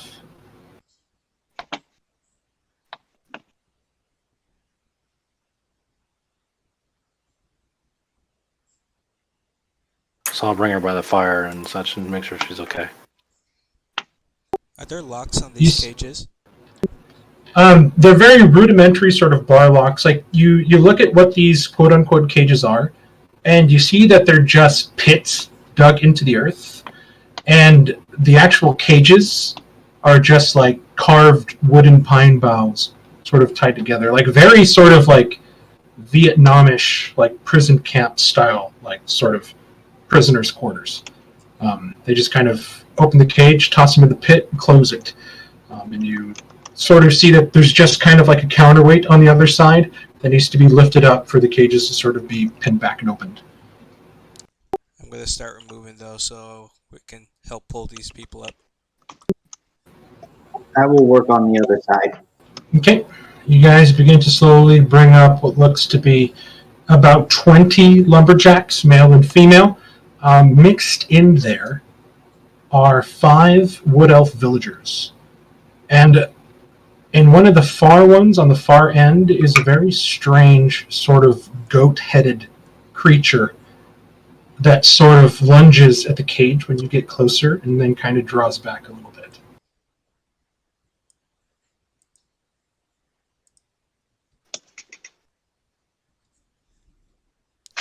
Would I know what this goat creature is, or is it unfamiliar to me? It looks like another sort of beastman, an amalgamation of man and beast, similar to what the gnolls are, but kind of a different species. I'll call down and I go, "Hey, you speak?" And it sort of bleats at you angrily and kind of grunts. Not much in the way of verbal conversation. I'll look up to Landris and I go, "Well, I did ask." I'm not fully sure it'd be safe to pull that thing up with these people here. It may be just as dangerous as these gnolls. I look down and I just call out, "Nod if you understand what we're saying." And it just continues to sort of bleat, kind of like a goat or a ram, and sort of lunges closer, kind of like trying to intimidate. It looks like...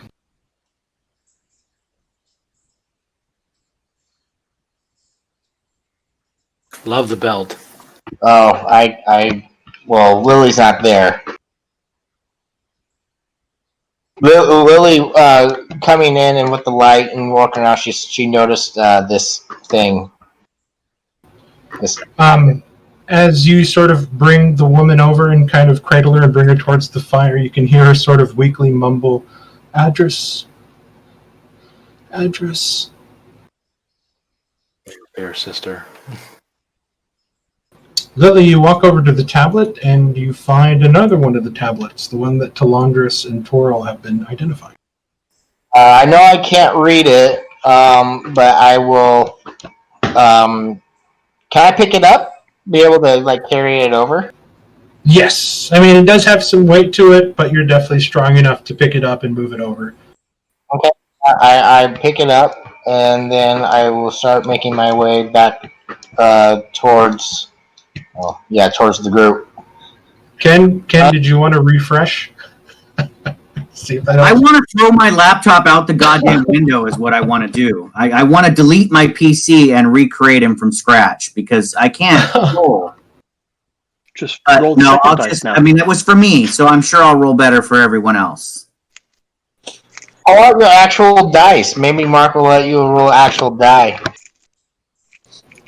Okay, Mark, I'm going to search the bones of this bone golem to see if there's anything of note there. There's nothing much of note that you can automatically kind of see about it. It looks like whatever magic this gnoll possessed caused some sort of chaotic reaction. And instead of forming 4 separate entities, the bones kind of joined into one giant form, this strange sort of mutant offset of the magic. You're more familiar with things happening like this chaotically. And this just seemed to be a sort of devastating side effect.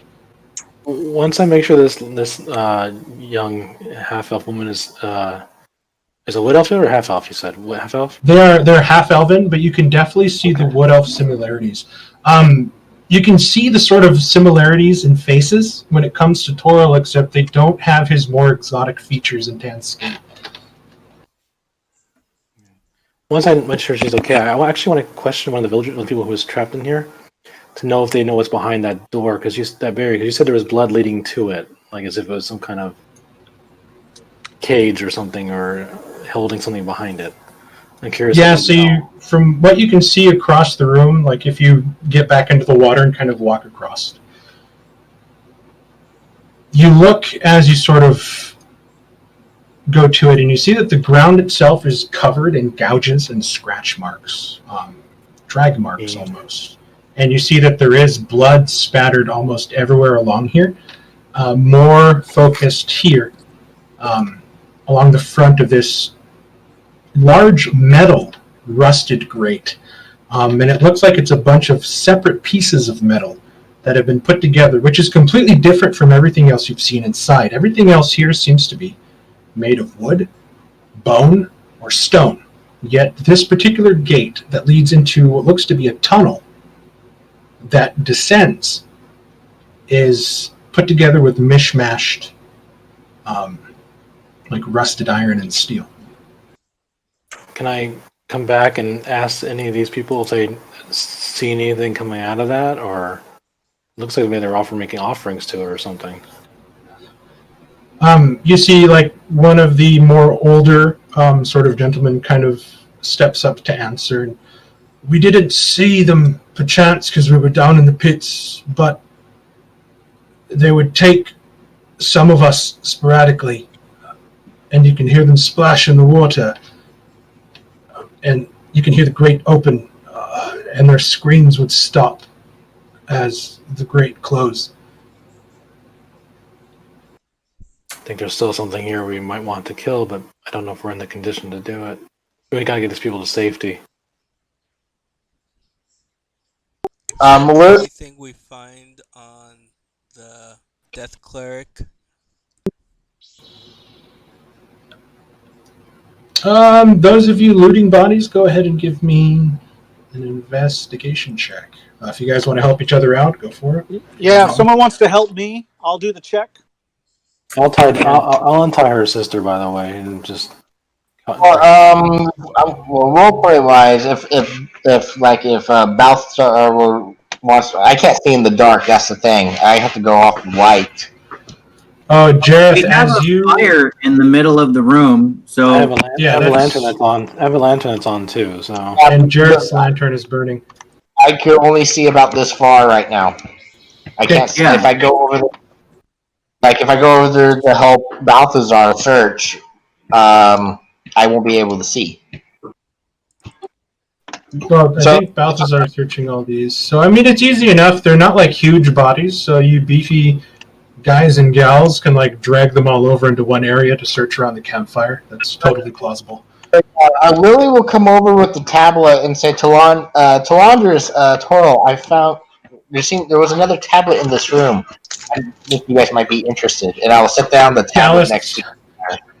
Callus and Talandris, as you guys are about to start investigating, you watch as Lily comes over and just completely ruins your concentration almost, and sort of grabs your attention while Balthazar's like, it's okay, I got this. So on the Knowles bodies, Balthazar, you guys managed to scrounge up a total of 3 horn short bows, 33 barbed arrows, 6 rusted short swords, 3 studded leather war harnesses, 1 ripped and torn bloodied hide armor, 50 gold points worth of random spell components, and 1 blackened steel dagger, and a total of 15 ivory coins. Balthazar, with your 25, you continue searching the body of the sort of Knoll mage, and you find what looks to be a small vial containing a bright yellow liquid with white rays of light sort of pulsing out of it. On the Fang, you found 2 vials. Two vials of silvery blue liquid that is sort of fizzing with effervescence. And on one of the flesh nars, you find 1 vial of a very dark blue, almost violet colored liquid that when you pop the cork smells strongly of roses.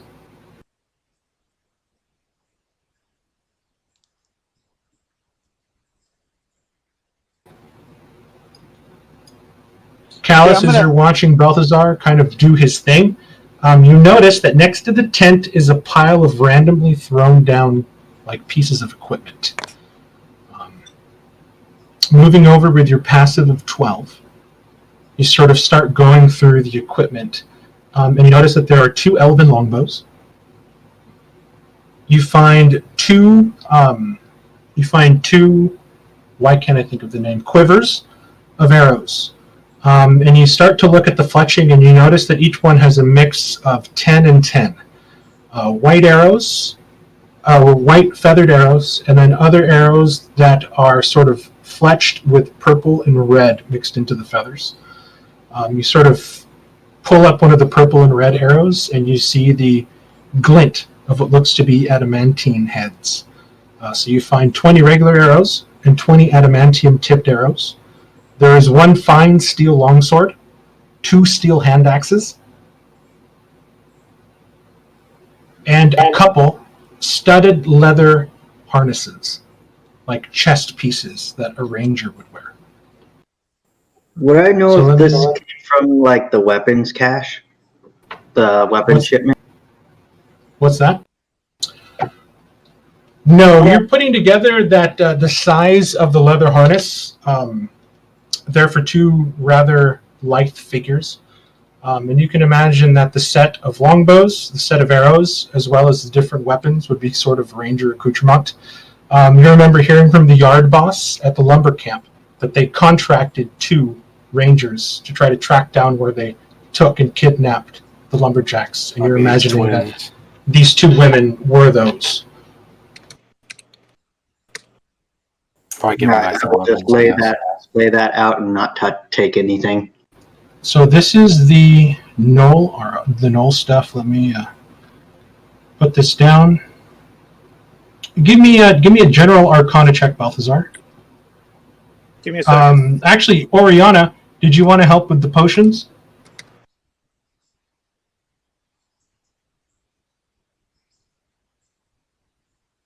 Oriana. Connor, are you there? Yeah, sorry, you guys have been breaking up for like the last 10 minutes for me. I've been trying to figure it out. So he found 4 vials of potions. Did you want to use your alchemy skill to identify that? I would love that. And I can help. I've got really good Arcana. Yeah, so you can go ahead and give me your just an alchemist tools check using Arcana with advantage. So, just want me to roll Arcana with it? Sure. Unless your alchemist skill proficiency is better. No, I'm proficient in both, so if it uses intelligence, same.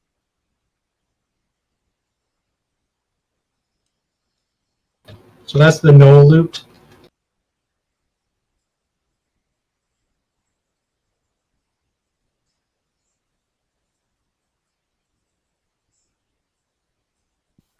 So Balthazar,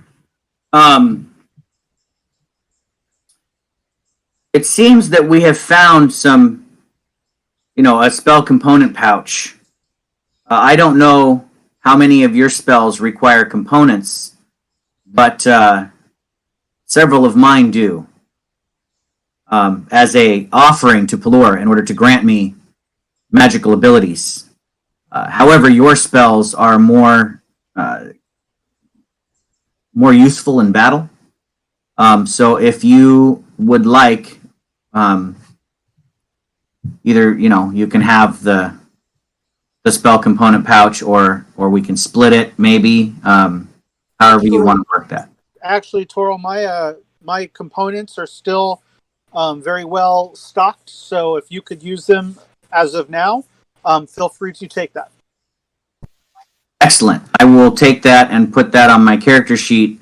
Mark, just to clarify, 50 gold pieces worth of spell components can be any component, so would it count as part of a Revivify spell? Yes, it can. Okay, excellent.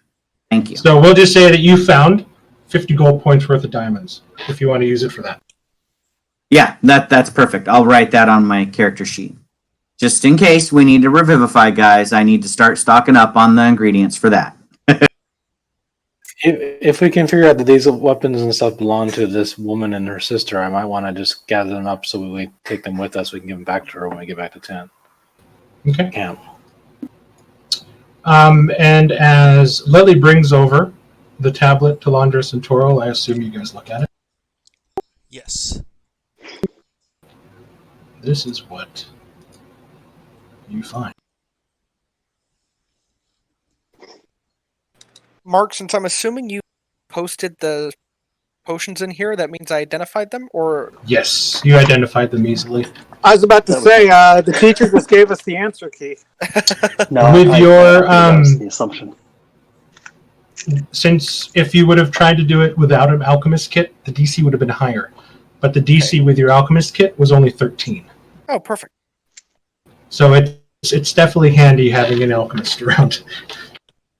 In which case, I will ask if anybody wants any of the potions.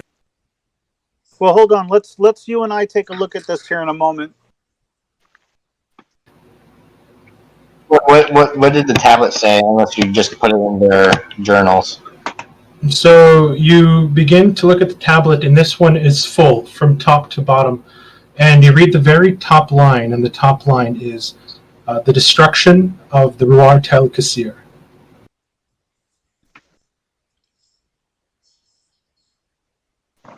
That immediately catches Talandra's interest.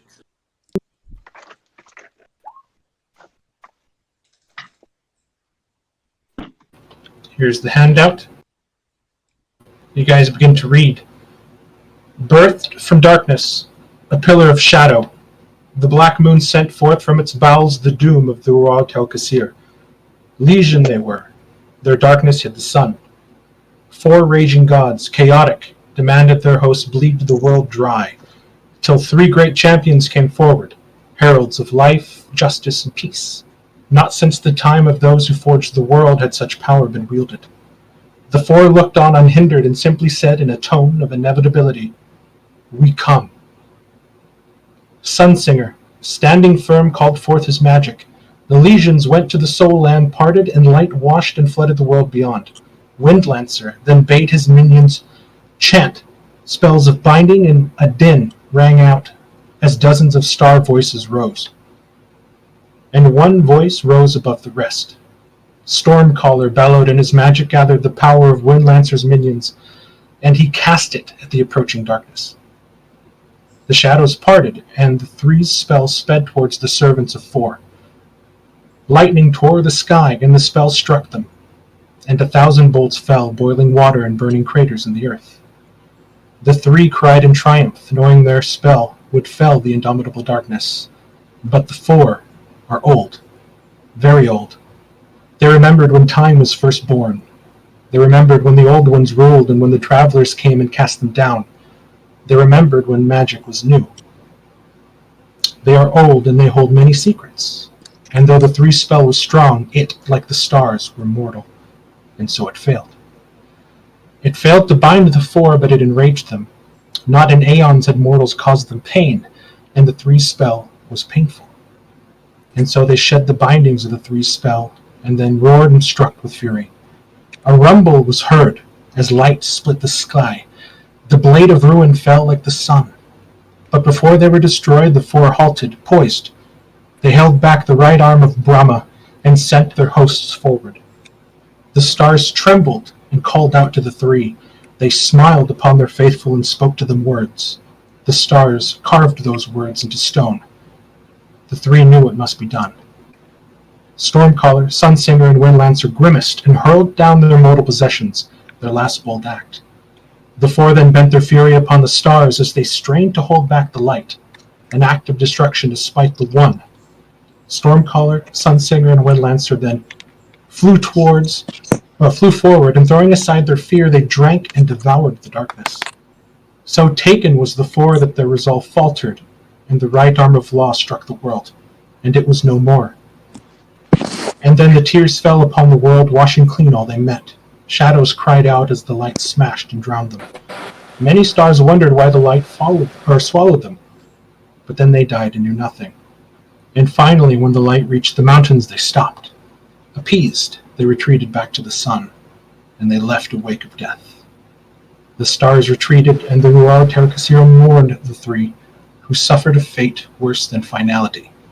The stars burned out and bound the three, whose consumed darkness threatened to devour the world, while the one could only shed tears.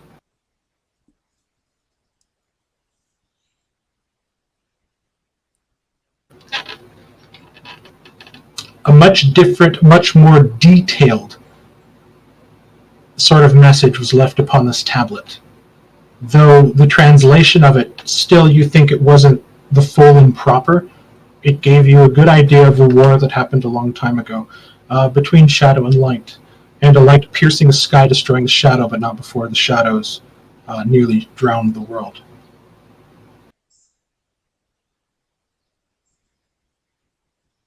And there's a brief moment where you all sort of pause and look towards the rusted iron gate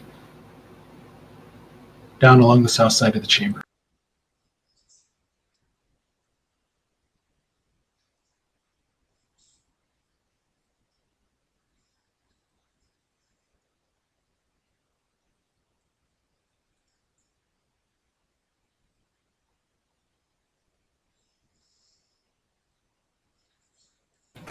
What would you guys like to do? Well, I tell the group that we found a couple of magical vials that has some interesting effects, but now is not the time to make use of these, and that I really can't fight much more. I'm pretty much low and almost out of all spells. I agree. There's much to explore here still. Probably an evil to slay, but we have these innocents we got to return to the camp, and we have a no prisoner to deliver for justice as well. We should probably head out. Why don't we do justice here for the prisoner now?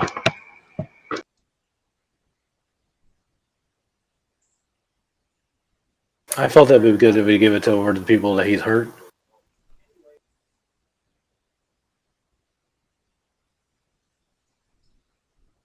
Yes, Toro in the back? Did we want it questioned by anyone before Can we even hand it over? Its language.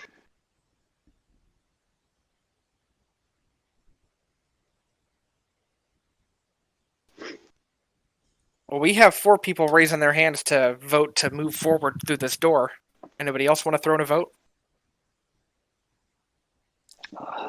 As much as I'd like to ensure there's nothing in there, we do have a lot of people with us that need escorting back. Yeah, there's a decent Well, one of us make it. if we want to continue and you were considered, we can escort them back, rest, and if we want to come back and finish exploring, we should do that. That's one thing we should do, because we still have this great, and also we have that stairway going under the water. There's 2 things to explore here. We should No, that wasn't this campaign. I think it was a different campaign where we left somebody behind in a room and they were attacked and destroyed. But that's because you left them in the room with someone who was evil. Right. Is that this game or was that a different game? Oh, we That didn't know was Descent into Avernus. Yeah, we don't Okay, know right, who these right. people are. I mean, it So might I be was- best to bring them to be identified, too. Yeah, I think that that the point is valid that with innocents and people that could get harmed if we were to enter combat again, the risk might be too high, and I kind of give Oriana a side glance. So therefore, we should focus on the rescue and protection of the innocents before we cause more danger. That's just my wisdom, my suggestion. But We do have a great haul to bring back as well. The stolen items as well as these tablets and other things we found. I think we've done good in clearing out the leader of the Knolls as well as the band he was using to Well- assault the people. We'll have to come back for the weapons. It's probably too many for us to carry. We can come back with a cart or something to get them. Anyway, The half-elf huntress will speak up. If you give me but a moment to rest up, I can lead them out. I do know the way here. We stalked them to this cave. Very well, that is a good idea. I don't know if I feel comfortable. I will give them word. I will give them word of where it is and tell them of where you are. And I will personally lead more here to help. Are you sure you'll be okay in her condition? She sort of looks at her sister. I'll be fine. I am sorry for your loss.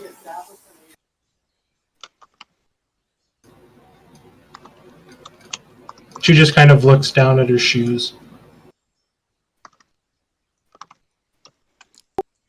I think we found some of your gear over here as well. Can I try to determine if she's lying at all? Yeah, give me an insight check.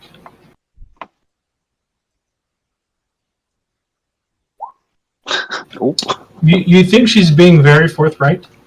Her eyes are definitely full of pain and emotion, but she doesn't seem to be hiding anything from you.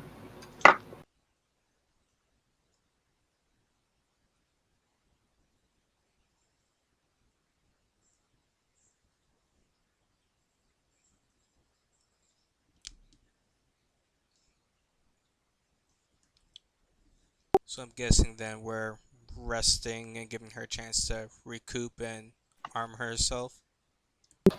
Yes, and as she does so, she brings over 2 steel hand axes, one of the quivers of the 20 mixed arrows, the longbow, and one of the studded leather chest cuirasses. And she sort of hands it to you, Jareth. Her time here is done. I hope Adris's things will help better your future. The armor itself is blessed by the woodswoman of our village. May it protect one of you. Sorry, what happened real quick? I was talking to someone. She walks up and she hands you 2 steel hand axes, a quiver of 10 regular arrows and 10 adamantine arrows, a longbow, and her sister's leather chest armor. And she tells you that the leather armor itself is blessed. Does sister have silver hair? What? It sounds like you're giving away my character's equipment. No. You didn't have any magic equipment. So Kira, you use 2 hand axes, a bow, quiver. Those are coincidental. No, it's not Kira's gear. Kira's gear is still somewhere buried in the woods.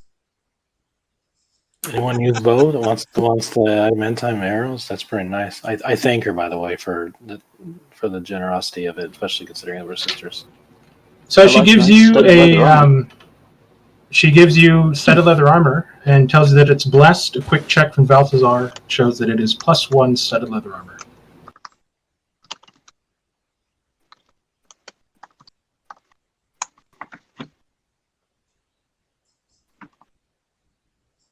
Yeah, nobody else wants that. Give I like me, +1 studded leather armor. give me a quick couple minutes here, guys. Let's take a quick little break, and we'll come back. So while we're breaking, we are having a decent discussion here about. If she's taking the people out safely, then I won't mind staying. But I'm tapped out, so My main Well- concern is not taking them into town or something. Like, are these actually people who were just captured, or is this the leader of the thieves who were the thieves now are the letting gnolls. go? No, the thieves are the gnolls. Well, there were gnolls and stuff here, and like a lot of bad things, but the humans weren't exactly part of that. There's the bandit camp, the wolf something. Or Yeah, but the gnolls were flaying these ladies alive. They weren't any kind of bad. I understand your suspicions, Merrick, but I feel that the lady was being honest and that she can be trusted, at least insofar as we can trust any of us. That is my gut. Of course, I could be wrong. I'm not always the best judge of character. Again, I give Oriana a sidelong glance. Based on her condition and what we heard about rangers being used, I think these were the rangers, and I trust her. I just worry that she can do on her own, considering her condition. And as far as feeling like your powers have been pushed to the limit, Brother Jareth, fear not, for Pelor's strength never wanes. As much as the Silver Lady might tire in an extended combative situation, you have it completely you can wrong. trust in the might of Pelor to carry on beyond what is normally achievable by humans. It is not the lady who falters. It is me as her vessel that it can only be used so much. Her power can only go through me so much before I am waning. I understand. However, Pelor bolsters me, if with nothing else, just the faith that we will succeed if we continue on. I, for one, even though I can feel that my magic energies are nearing expenditure for the day, would require considerable prayers in order to restore, feel that we would not be let down and our faith would uphold us. Either way, she's coming back with a group to assist with carrying the stuff back, so whether we push forward or not, it would make more sense to stay here and organize the stuff that we've secured that needs to be brought back. And at the very least, keep an eye on whatever busted door number 1 over.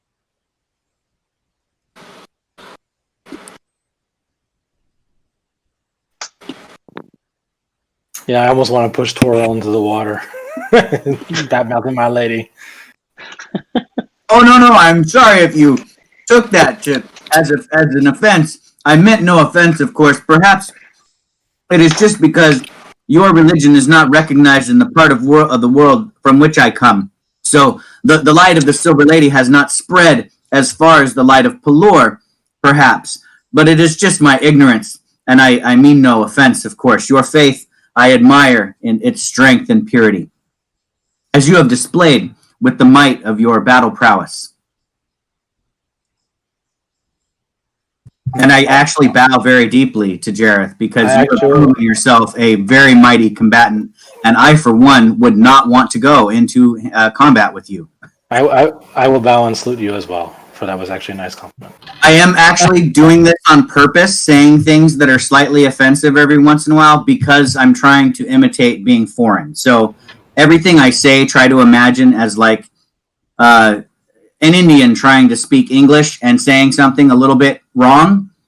I just can't do accents. If I could do accents, it would be so much more easy to roleplay, but I can't do it. So as you're praising Jareth, there's a noble in Dastow that sort of sneezes and then giggles to himself for no reason. I'll get him back. I'll get him back one day. I'll get back. The noble that, of course, bested Jareth at a duel. Back at level 10 and duel him again. Yeah, I have seen Jareth. I mean, he literally ended that fight with a 20-point damage sword strike. So yeah, I think he obliterated that last note.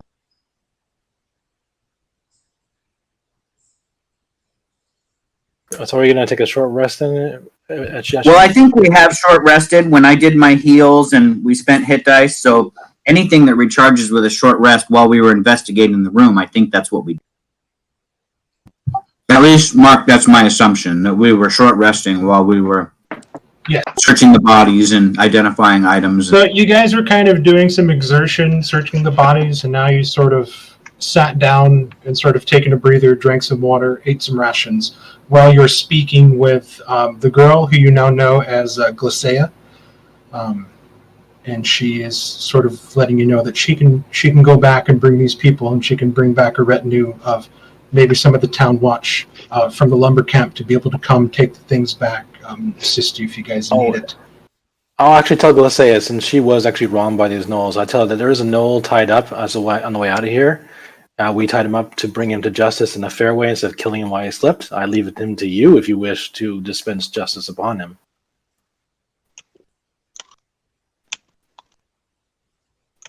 We call this cave justice, just in case you were wondering. That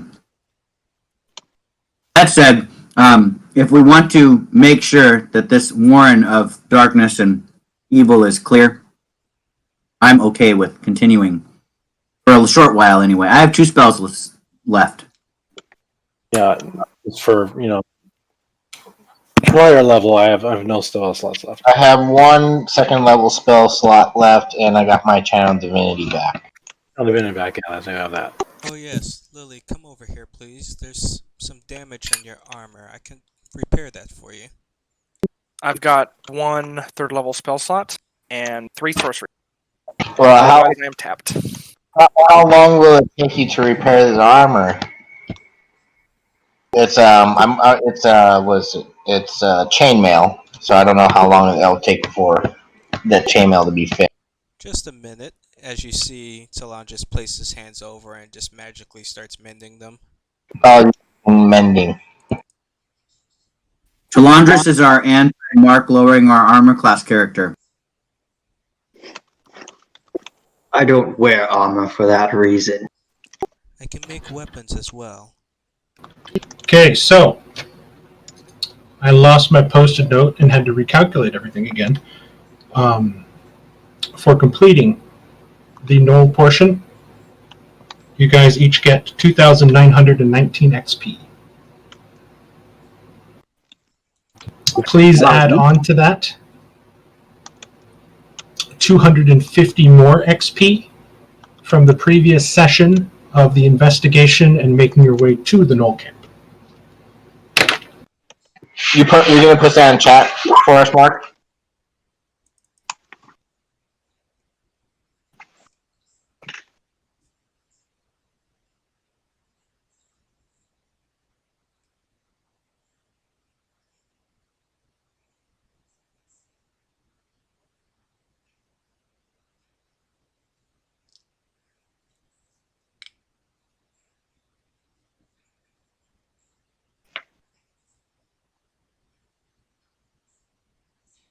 It's huge. Yeah, that's actually nice. I'm at 10,603 myself. Can you imagine if I drug you guys through it and I'm like, okay, give yourselves 500 XP apiece? And I think Everybody? Elfsar and I are supposed to have the same total. I don't know if I got the when we started at the same total. I know it's varied from there, but based on what you have, I don't know if I missed last session's HP or not HP, but XP if we got any. no. It's HP as well. Everybody as of right now should have different XP totals. Yeah. Because there was a bonus XP RP that was during the initial phase of this campaign in the first city. And once you guys left the city, the bonus XP stopped to the more combat-heavy focused XP and roleplay XP that occurs. So everybody right now should be at different XP levels. Me and Callus should be at the same, because Mark, when you said dinner, I could have the same as Callus, because he was the lowest. Yes. Merrick, you should have what I have. I'm putting mine in now. I know we were close, but yeah, okay. Yeah, we have the same because I got a small bump, and you started with the lowest guy, who was I.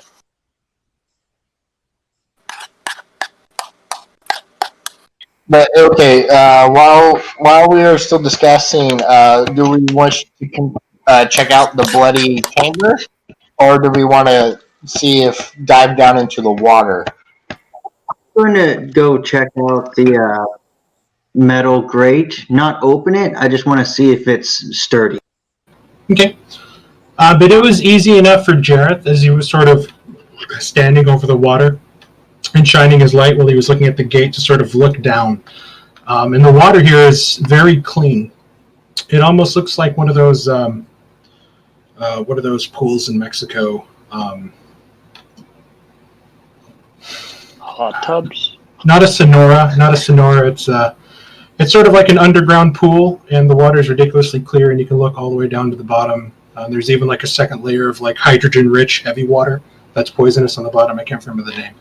But you can see straight through the bottom with the aid of your lamp, Jareth, and you see that the bottom itself is just a carpet of bleached bones. Speaking of lamp, real quick, I don't see the lamp icon anymore under my to pick from, so I could drag one onto the screen. Oh no, you just tell me to turn off the lamp, and I'll turn it off for you. You tell me to turn it on. Oh, that's cool. Okay, so it's tied to you and my character now. Okay, cool. Thank you. So it was a fun little script, so I can get rid of a lot of things that I didn't need in the light layer to make everything run slow. So it's a quality of life app. No, I like it. Thank you. Okay, because I hated trying to drag everything around. So Callus, you sort of you watch as Jareth sort of leaps down, lands on the water, as if there's like plates of air underneath his feet keeping him from sinking. You just kind of splash down and sort of wade your way through. Talandra splashes down and just sort of moves through the water like a fish until he rises. The cold water sort of refreshing you. Although as you look back and you see the bones underneath, it's maybe not as refreshing as you originally thought.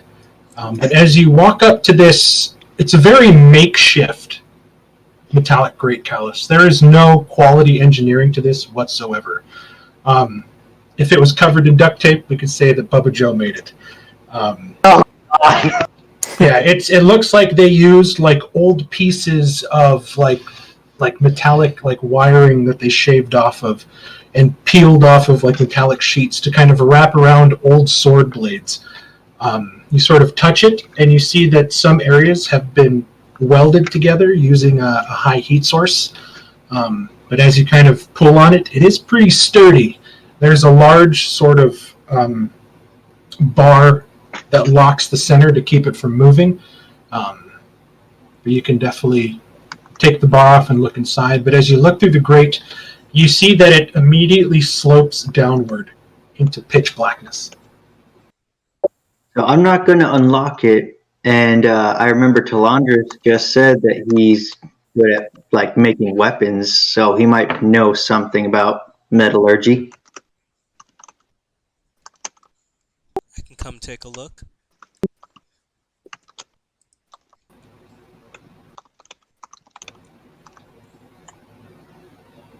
Go ahead and give me a blacksmith tools check using your wisdom.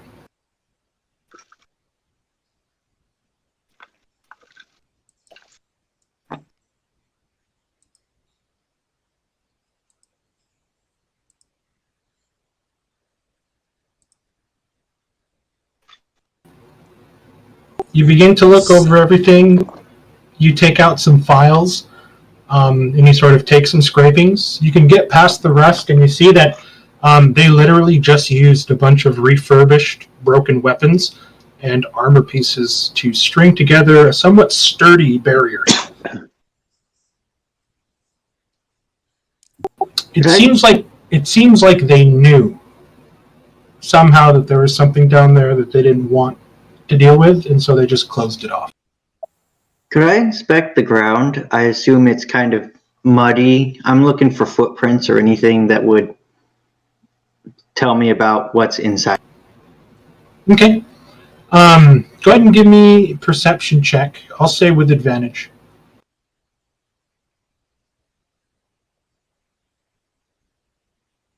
Mixed in amongst the gouge marks and the scratch marks, separate from the booted feet of your companions, are going back and forth these knoll footprints, clawed, three-toed footprints that moved back and forth up to the gate and back towards the water, up to the gate, back towards the water. There's no footprints that you can see as you have Jareth shine your light through the grate and look inside. There's no footprints on the other side of the grate, just a smooth tunnel sloping downwards.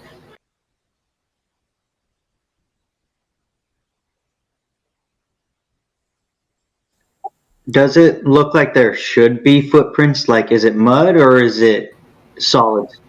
It's slick and muddy, as if the water in this pool overflows sometimes and makes its way down.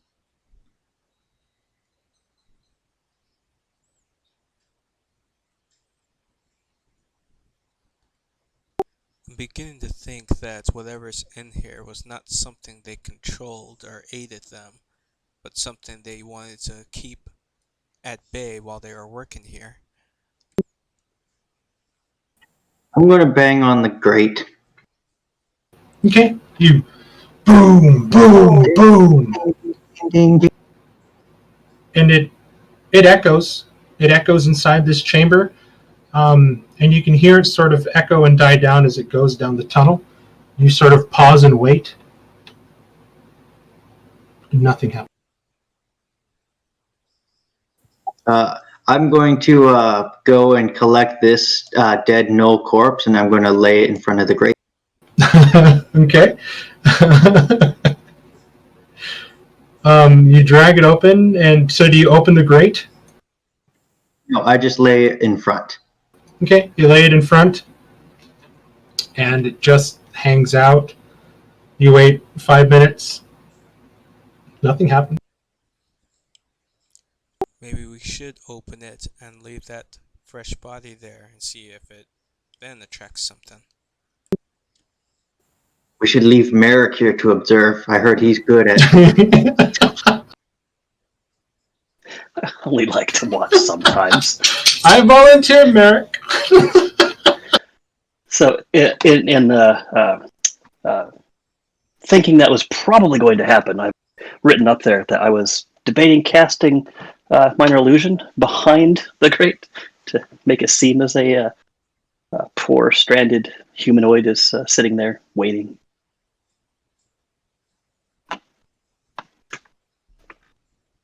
What do you guys want to do?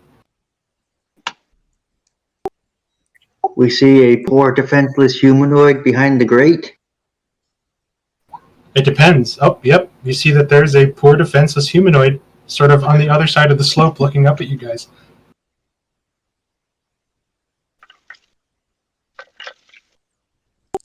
Okay, if you guys I will call out to the humanoid. Hey, are you okay? I will hold a hand out and make sure Toro doesn't get too close. And I go, he might be human. Is that fresh? Does that crunch? Wow, nice. A human can't make a sound. It can only be one or the other. An image I know. or Yeah, I I like would talking make to it and it's completely moan. quiet. The DM overruled the made a voice. See, yeah, and then after a minute or so, you just watch as the image vanishes. was quite the expectation there. Merrick, you get a pretty good mirthful chuckle as you watch everybody react to your minor illusion. Are we gonna light this candle and move this gate, or are we going to head back? let's move the gate and see if something comes for the body. I'll try to move the gate if possible. Oriana, what were you doing during the long rest? It's a long rest? Or sorry, the short rest. Oh, I mean, I was just checking out those potions, and then scribbling some stuff into the ground, and then Okay. wandering around, and I don't know, there's really not... Oh, I'm gonna try the orb again. That's what I have to do. Okay, Fuck, that's why I wanted that. to. That's Yeah, why I okay. wanted to ask. Could I roll a hit dice during that long wait? Yeah, you could roll some hit dice during that short rest for sure. I think All right. So they're getting the gate open. I'm going to go investigate some of the bones, see if I can learn anything from them. Okay, What do I roll for the orb? go ahead and you have to give me an Arcana check as you bring back the orb and you begin to move it around. Is the gate Nice. locked? The gate is currently locked. Oh, that's a good one! You swear that you get it about 3/4 of the way, and then it snaps back to its original position. That's 2 tries. You have one more try left before the end of the day. try opening? Well, if it's locked, Eric, do you want to try picking the lock? Do you have any skill in that? Oh, it's not like a padlock. It's just it's a large Katie bar that's sort of sitting in between brackets to sort of keep it closed.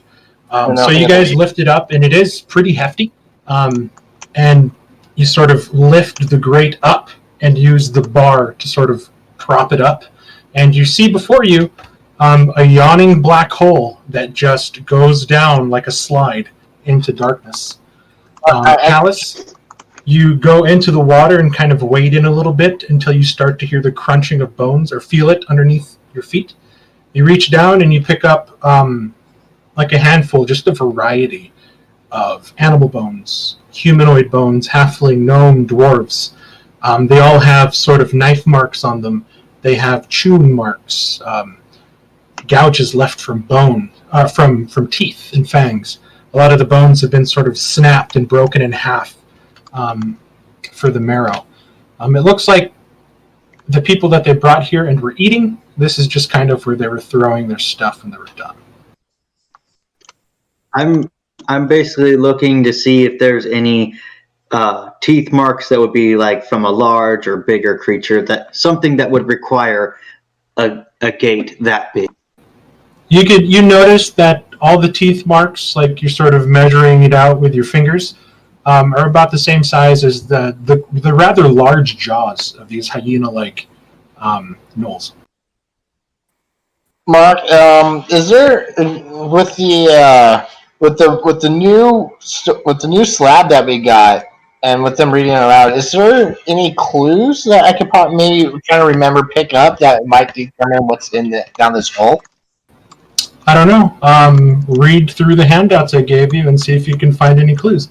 That's what I'm trying to do. I didn't know if there might be. I'm asking because Talandris and Toro read it out loud to us, and I don't know if they might have saw perhaps a clue. Honestly, I do not think they have anything to do with something down here, but more ties to things in the past. Ancient city or ruins here, perhaps, but... So who's going down first? I'll go down first. Okay, I need you guys do me a favor and line up back to back to back to back to back. Who's going in first? Who's going in last? Think of it as the Goonies slide. And Callus, since he wants to go first. Isn't Balthazar from the Underdark? Okay, so we're going to go... So it's going to go Callus, and it's going to go Jareth, and then Toro, Talandris. To answer that question, yeah, Balthazar is from the Under. Lily, Thinking about Oriana, who's used to Balthazar, Underdark.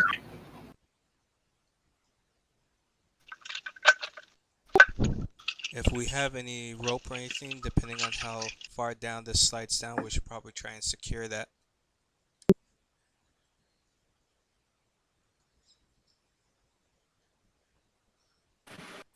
That's one thing I do not have. I do not have rope. I usually add rope to road characters for helping climbing, but not a. I don't have rope. I have this. And he holds out his pickaxe. I have 50 feet of hemp rope. That's right. Callus is like Laura Croft. He just has his climbing axe. That's all he needs. Miss me cloak of 1,000 pockets. Galasay, one of the twins, she can give you guys one of the ropes from their explorer's pack. Perk for a second, I thought you were going to say one of the ropes stuff that she was tied up with. Have her hanging around. Can I try and secure the rope up top?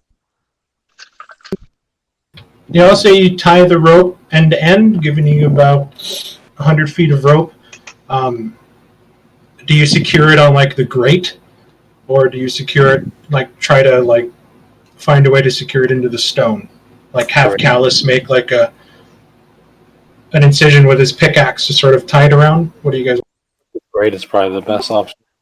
I still have my as mace. sturdy as the grate was, not on the bars, but the other part of the grate, I think. I still have my mason's tools. I could do an actual decent job. Do both. Anchor it there and tie it around the grate. Yeah, do that. Okay, so you guys anchor to the grate, send the rope down. Callus, you hold on to the rope, and as soon as you step onto the slope, it is incredibly slick. And you sort of have to hold on to the rope, and you slowly descend until the end of the rope, and you see that the tunnel continues to wind itself going downwards. I will call back up and I go, clear! And I will draw my battle axe. Say that again. I will call up to the rest of the party and say it's clear to come down, and then I will draw my battle axe. So you're still in the tunnel. The tunnel keeps going down. The rope ends partway in the tunnel. Okay, then I will light one of my torches and I will draw it and see how far we have to go. You watch as it slides out of vision. Okay, it's pretty steep. Give me Can we still hear it sliding? give me a perception check. If we I'll can't say see the as line, you I'll say as you it kind of goes down and sort of follows a curve, and you can still see the shadow or the lingering light as it fades, as it goes like around another curve and disappears. It's a pretty steep descending sort of thing. But give me a perception check as soon as you send the torch skittering down the tunnel. The tunnel almost seems grooved as it moves its way down.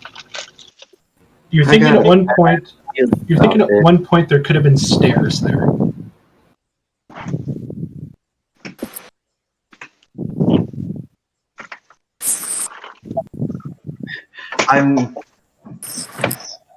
I've heard stories, and I would like to strike the ground with my pickaxe to make sure it's not allowed.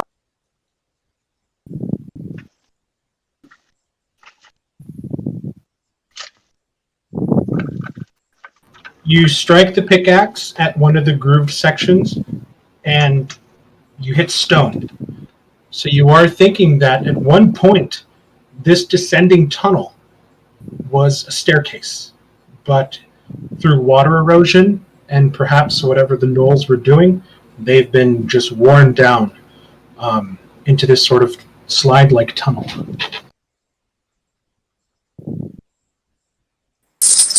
Not knowing what was going on with Alice, I will turn to Balthasar. Do you think perhaps this tunnel was made by some creature that just tunneled its way out? Like it was once an actual structure with stairs. You remember walking through this upper knoll tunnel, that there were signs before that this, like the stones at one point on the walls were tiled, but through time, earthquakes, what the gnolls were doing, they sort of destroyed what they found. There were pieces of civilization like My friend Pelor has granted me what must be only called a holy insight. Given the clues that we have found along the way, the ancient architecture that we have found scattered throughout the Gnoll caverns, and don't forget the ancient tablets telling stories from far beyond known memory, that beyond this passage may be the remnants of a lost civilization, and perhaps what they built during the time that they were strong on the earth. We may have found what remains of an ancient ruin, or at least the entrance to one. Yeah, I was just didn't know if this particular tunnel was part of those ruins, or if perhaps it was dug out recently, or more recent, like by some creature or something like that. I can't see what Callus sees. That's why I'm asking kind of Balthasar. I knew. I could investigate it, but depending on what type of a check. I think the best investigation would be down in the tunnel itself, not from here at the entrance. I'll take a look at the ceiling and the walls, and if I assume it kind of looks like it's been created or cut away to make this passage. Yes. I'll say that before you dropped the torch and set it down, you still had it in your hands to sort of help you with your vision. And you can see what looked to be lined stone walls, although very faded and sort of eroded just by time and water. This looks like this was specifically constructed as a staircase leading deeper into the earth. So I'll say, looks like this was a crafted tunnel, and that means it's got to lead somewhere. And I go, let's see where it leads. I will let go of the rope and slide down, using my pickaxe to try and have some control. Okay, so you're going to try to do a controlled descent slowly with your pickaxe. Go ahead and give me an athletics check.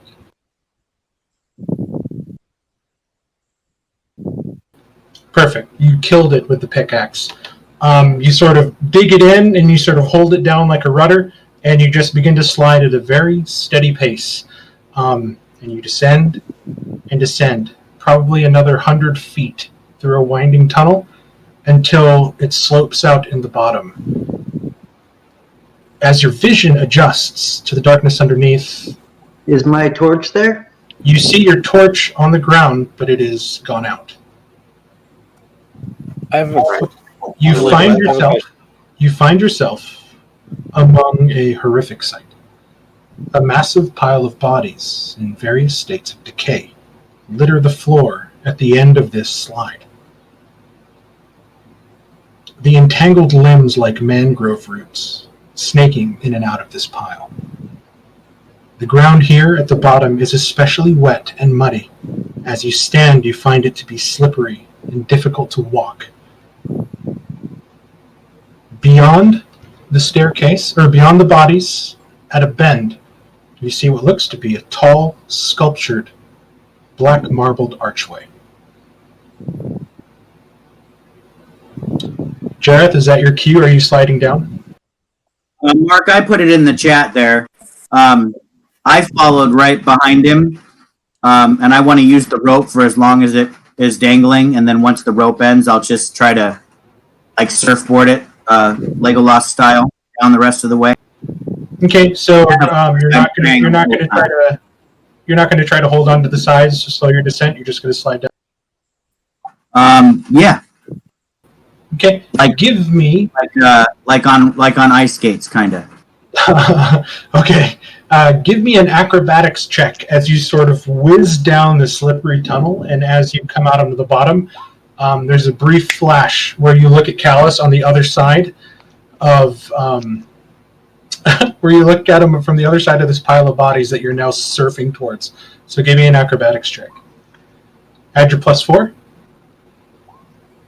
You manage to launch yourself into the air over the pile of bodies, and Callus uses his strength to catch you.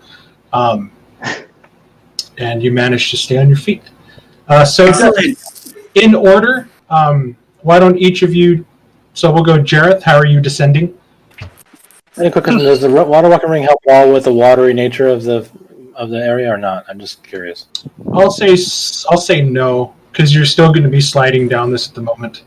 I'm gonna do water walking's not going to keep you from sliding down a slope. I'm gonna do what Callus said, where I'll go down the rope and then I'll try to navigate from the side. Okay, go ahead and give me a athletics check. Okay, 13's good. You manage to control your descent again, and as your light sort of filters, you turn a final sort of corner in the sort of makeshift slide. And there you see Toril and Callus sort of standing amongst this just large pile of bodies that the gnolls have seemingly been throwing down this tunnel. Talandris. I will try to use the walls to navigate and go down not fast but slowly. Okay, athletics check. Okay, you find it a lot harder than you think after letting go, and you start to pick up speed as your ankle catches on one of the rocks and sort of comes up and kind of hits you in the shoulder, kind of tossing you off balance. And losing control as you make the final bend, you smash into the bodies.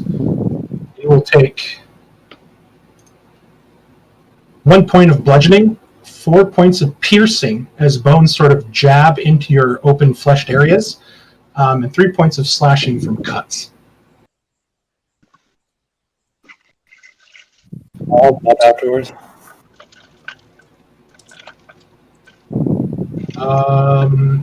Who wants to go next? Step up, step up. Step It's a right fun spot of death. Step Come up. on. next Right. contestant. This is totally safe. Get It's tested Lily, by- Lily, and Oriana are next. Okay, Lily, go ahead. Announce they're coming. If they announce they're coming, can I be in position to try to help them as they come down the bottom? Yeah, I'm going to help Jareth, and basically we're going to team up to catch anybody before they ram into the skeleton, into the pile of bodies. They smell what the rock is cooking here. Now, with the help of Jareth and Callus, all of you guys managed to make it down the rest of the way without even having to slow yourselves down. And both of their bulks easily catch you before you sort of accidentally Talandris into the pile of bodies.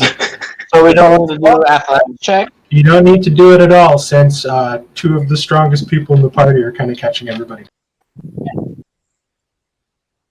I'm gonna have to try and stealth down now. Give me a stealth check.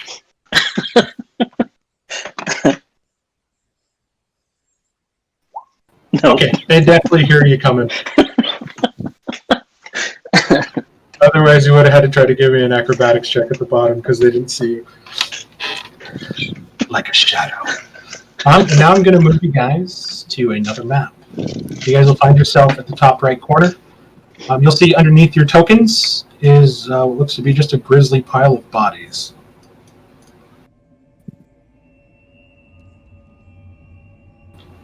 Callus, as you step up to the archway, you see that it's made of black marble, streaked with the veins of silver, electrum, gold, and platinum. Depictions of lithe female forms line the bottom of this 20-foot tall arch, their hands outstretched towards you, in a gesture meaning, go no further. Inscribed along the top of the arch is the same writing adorning the tablets found above.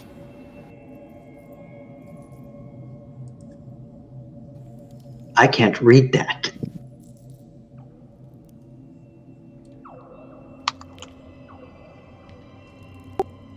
I will step up and see if I can translate the writing on it. What the arch is made out of? Would I know if that's like got any like spiritual significance? Like, oh, black marble is supposed to keep the demons. You know that black stones, like basalt, black marble, they are said to hold spiritual significance when it comes to burials and keeping spirits within.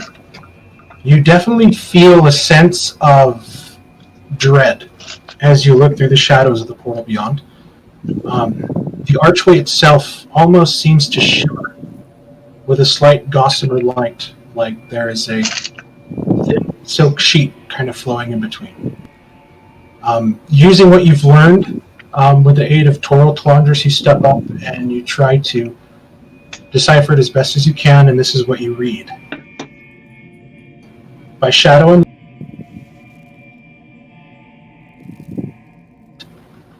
by flesh and bone, scribed in blood, carved in stone, leave this place or meet your doom. Our sacrifice lets death stand guard over this tomb beyond the god's sight.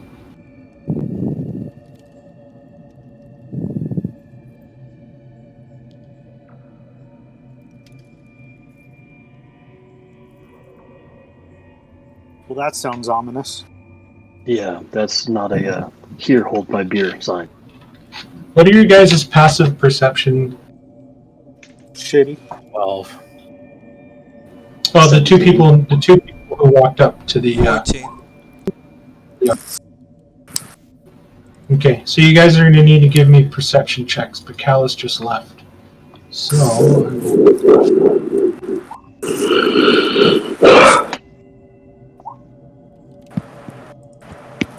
All of us or the two up front? The two people who moved closer.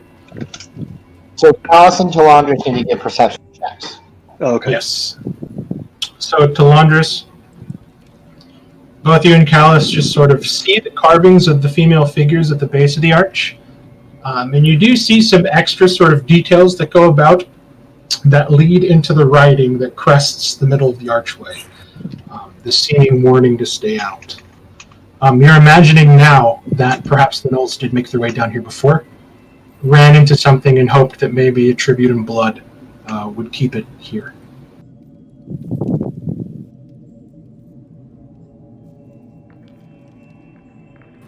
We'll say those of you next to the bodies sort of look at the bodies on the pile. They do not seem to be desecrated any more than they are. The freshest bodies you see have a singular slash from ear to ear in their throat before they were thrown down the tunnel. They really haven't not been eaten or anything, though. Looks like they've just been untouched, laying down here. They're just laying there, untouched. Or they're trying to So the placate, gnolls thought they saw not something. reaching. Whatever they were placating was not reaching this area. Maybe this arch has been keeping it from passing, and they just thought that they needed to do this, but they didn't have to.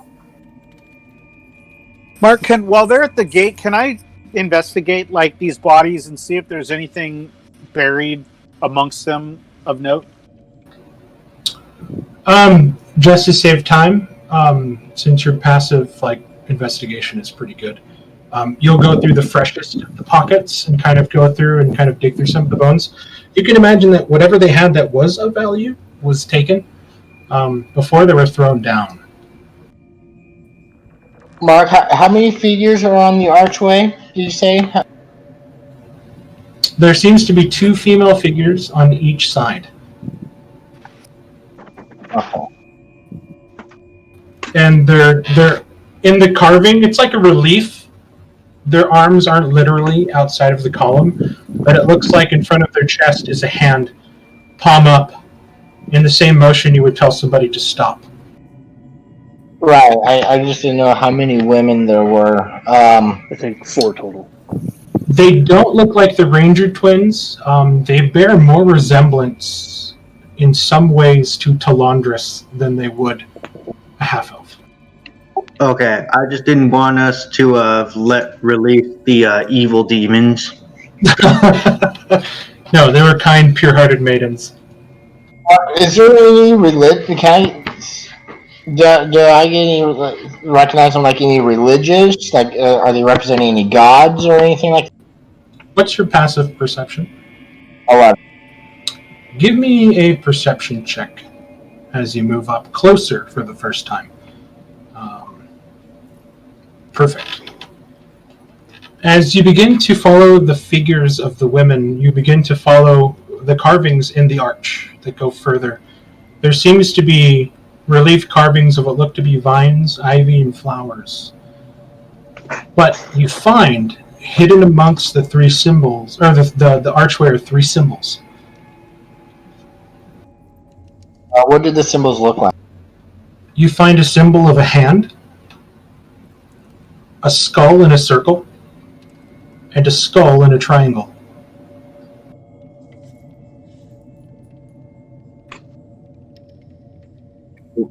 I will point that out to Talandris and say, if you follow the ivies here, there are 3 symbols.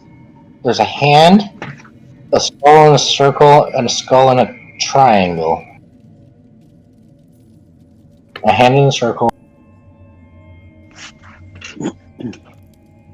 Do those have any religious symbols meaning? To you, even with a religion check, you're not quite sure. of what these symbols mean. You know that there's some sort of resemblance to this with Kellamvor. It speaks of death, with the skulls more proponent, but you've never heard of a deity with these sort of symbols specifically as these. Because the three now with the three symbols is reminding me of the three Stormcaller, Sun Singer, and Wind Lancer. The three that ate the darkness and perished. These symbols don't look familiar to any elvish stuff that I know, do they? They do not resemble anything of the Elvish pantheon, either the dark or light pantheon that you can remember. And Mark, there's nothing in between. It's just an open archway, right? Yeah, it's just an open archway leading into a very dark tunnel. You find that even Jareth's light is having trouble penetrating the archway on the other side. I think whatever is here is bound behind this archway. It doesn't actually get through. The Gnolls walked through and found it, but they didn't understand that they couldn't follow them, so they left the sacrifices which were untouched. I can cast Mage Hand and send a Mage Hand through the archway and see what happens. You cast your Mage Hand, and you send it through the pillar, or the archway, and you send it to its maximum distance, and it just floats there. You can still see it glowing faintly, and then you bring it back towards you, and it comes back towards you, and it floats. Nothing seemed to affect it. I'm willing to pass through if you guys aren't. I will light a torch and just step on the other side. I think that's a bad idea. And Mark, is it from left to right? The hand, the skull, the two skulls. What's the order? We'll say that on the bottom right, hidden amongst the vines, is the symbol of the skull in the triangle. You look over in the vines on the left side column of the arch, and you see there, hidden inside a large flower, is a skull in a circle. And as you follow it, you see at the top, sort of hidden amongst some more leaves, is a carving of a hand. 3 separate symbols that seem to have been hidden inside this. Well, inside of a triangle? This could be where the 3 in the poem were bound after they consumed the darkness that threatened to devour the world. So think of like Illuminati carvings or whatever that you would see on like the Da Vinci Code or of Angels and Demons, of like hidden symbols, like put into good things. Like they didn't want to make it obvious that these were here. They tried to place them in areas that your eye would just brush past if you didn't want to give it a closer look. Is it a skull inside of a triangle or a skull next to a triangle? It's a skull inside a triangle on the right side. On the left side is a skull inside a circle. And near the top, around some vines, is the carving of a hand that also looks like flat palm up. Touch the skull on the right. I'm on the right. I touch the skull.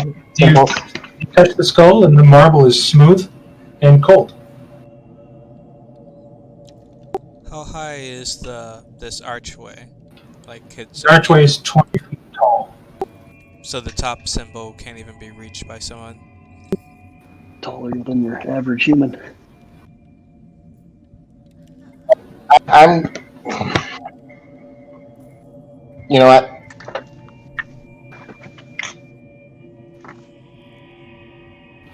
Thank you, Chris. Yeah, Dallas is like, no. Let's take a step forward. You take a step forward, and there's almost an audible popping in your ears. And you find yourself in darkness. You find that Jareth's light that was behind you is really not there anymore. But you look back and you see the gray shadows of your friends upon the other side of the archway. Can we still see her? You can still see her, but she looks different. She looks like things would normally look to you, without dark vision. Mark, is this like the when Frodo put on the ring? No. It's nothing that like drastic. This is what you imagine, like looking back and seeing no light and just grays and blacks is what your companions describe to you, how they see at night. Okay. But once you look inside the tunnel, you can see maybe 5 feet in front of you, and there's nothing.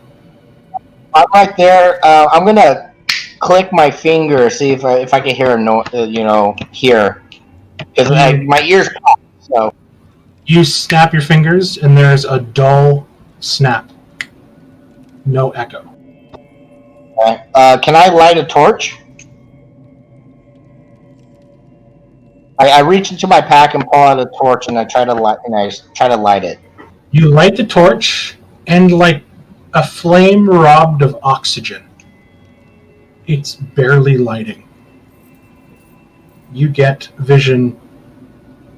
You imagine that, you're used to the torch casting bright light.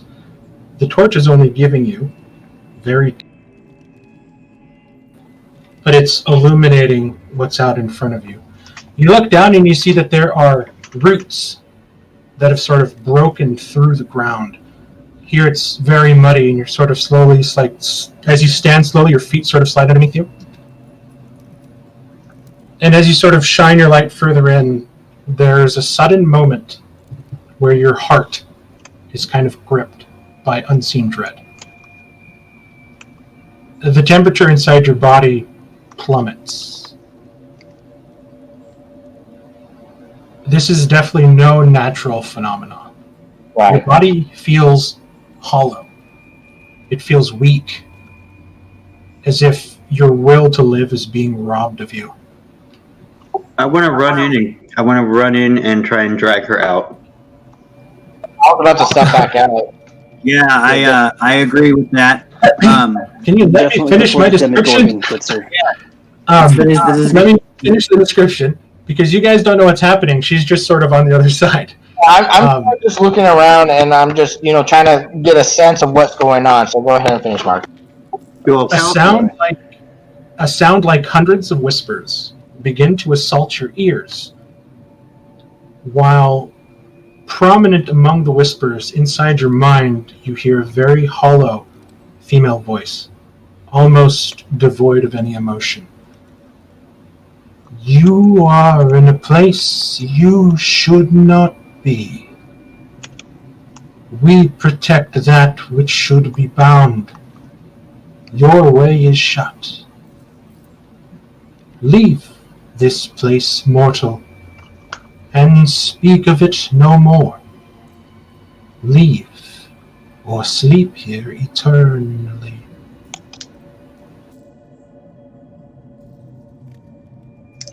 All right, now I'm going to go in and grab her.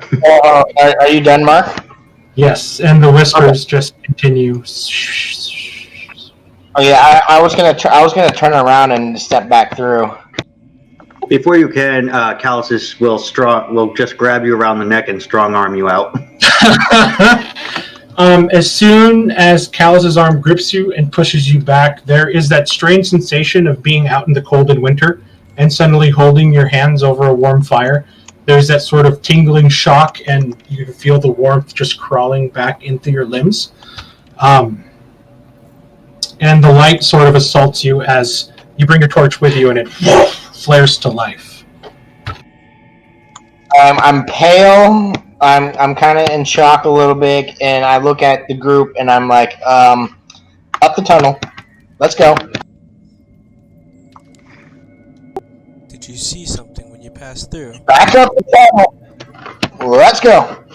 I don't think there's anything to worry about something getting out. This arch keeps it bound. I don't think we are not supposed to be here. There's something guarding this. Back up the tunnel. You were not present when we conquered the blackness that invaded the fortress that we took over nearby. It's possible that whatever darkness pervades this space is similar to the darkness we have faced before. This is darkness. I think this is something. I think this is a entity or good protecting darkness, preventing it from being released, and we should not touch this. And we should head back to the tunnel. So you told us what they told you, right? We are not supposed to be here, mortals. We are What were the exact words again, Mark? Sorry. Leave or sleep here. Yeah, you are in a place you should not be. We protect what should be bound, and the way is shut.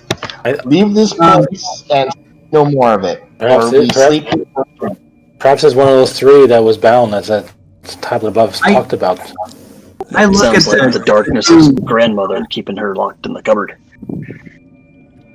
I look to the two paladins surrounding me, to my left and to my right, and I ask if I've seen them utilize a force of their will before that can determine whether a place is blessed or cursed. Are you able to determine whether this place has been blessed or cursed?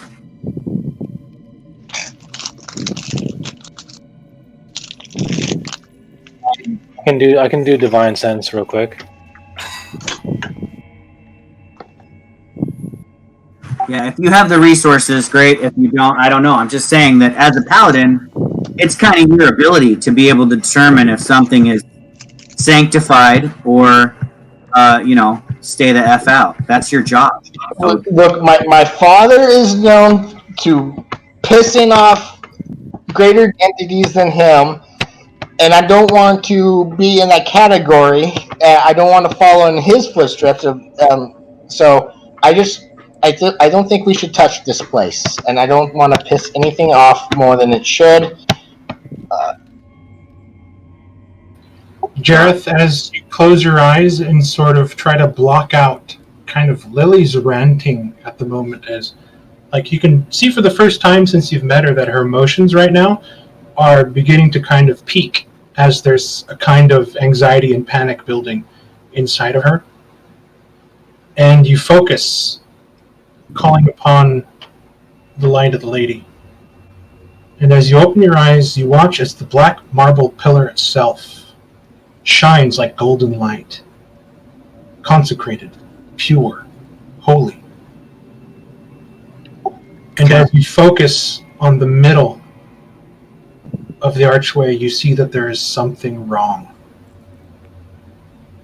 You sense a twisting maelstrom of void, dark, desecrated, beyond.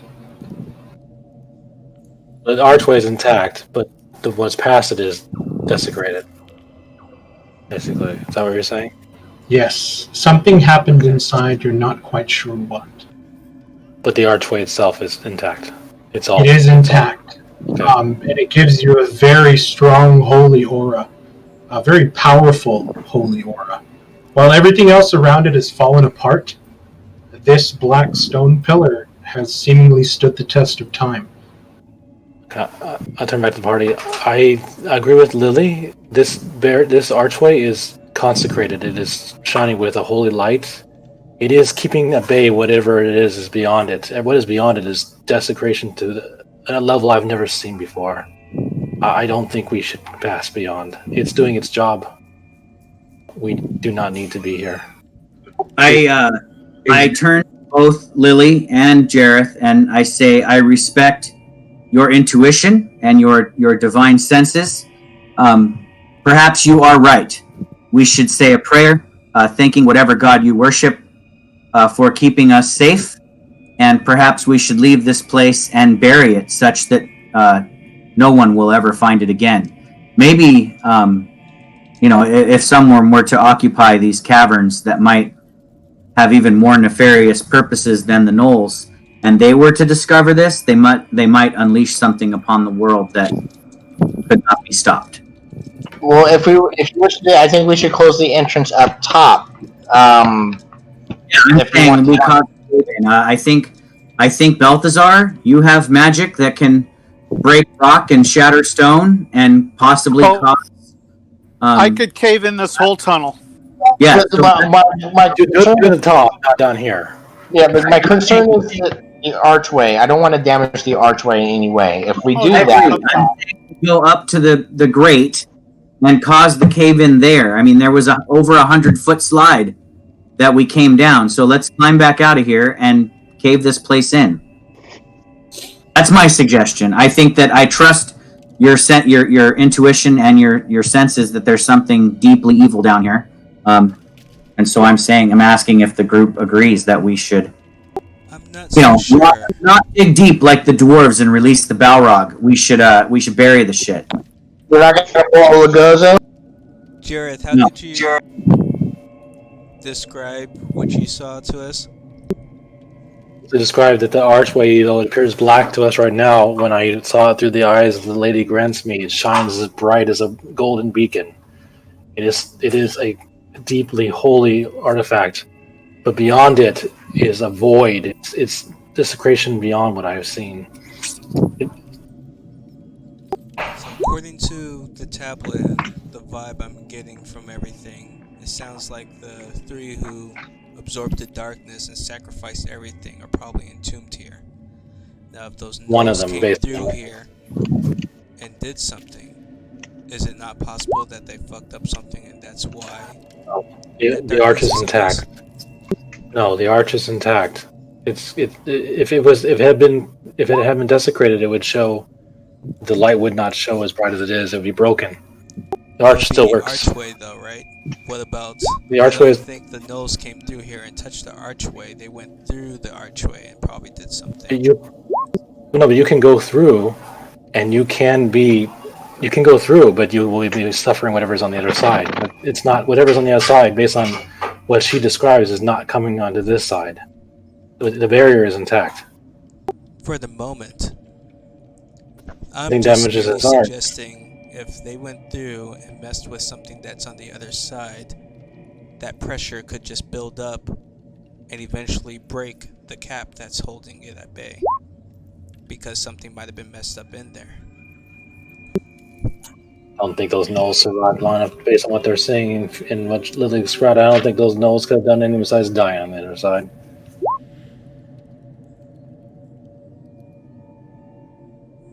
Or sleep.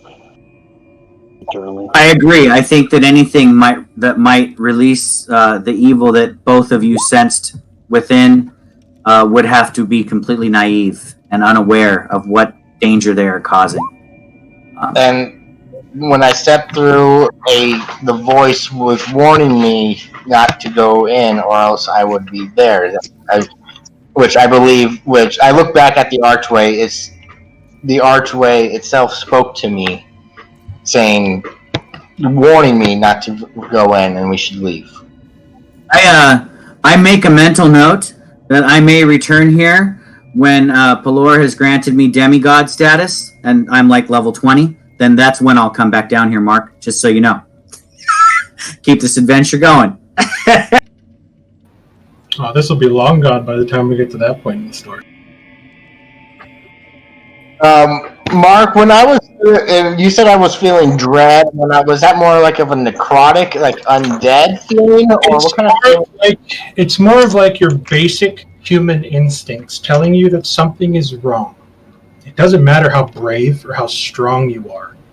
There's always been things, even as a paladin, that's made you question your faith. But you've always found ways of reassuring yourself. This was like a very oppressing feeling. It was very heavy on your heart. And I will kind of relay that feeling that I felt to the group, It's like standing in the dark as a child and feeling that sort of fear is what was kind of building up inside you a little bit. While you wanted to go on, your basic survival instincts were telling you, maybe I should turn around. I haven't felt like that since my mother was murdered. Mark, So- did Callus feel some of that when he went through as well?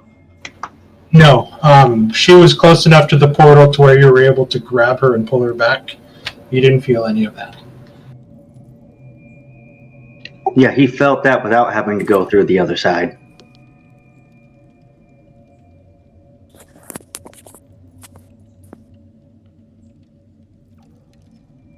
Basically, I feel like, and this is Chris talking, I feel like Gandalf's over my shoulder saying, this is beyond any of you. Run. That's what kind of we should just make our way back up the tunnel, and if we want to explore, I don't know what's underneath the water, but I think we've done exploring. Unless you guys really want to check what's under the water.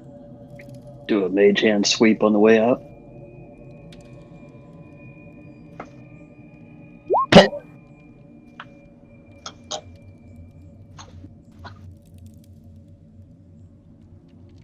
So now we're checking out. I have a dangerous thought. We could explore and know that if it's over our head, we can run back to the arch and get out.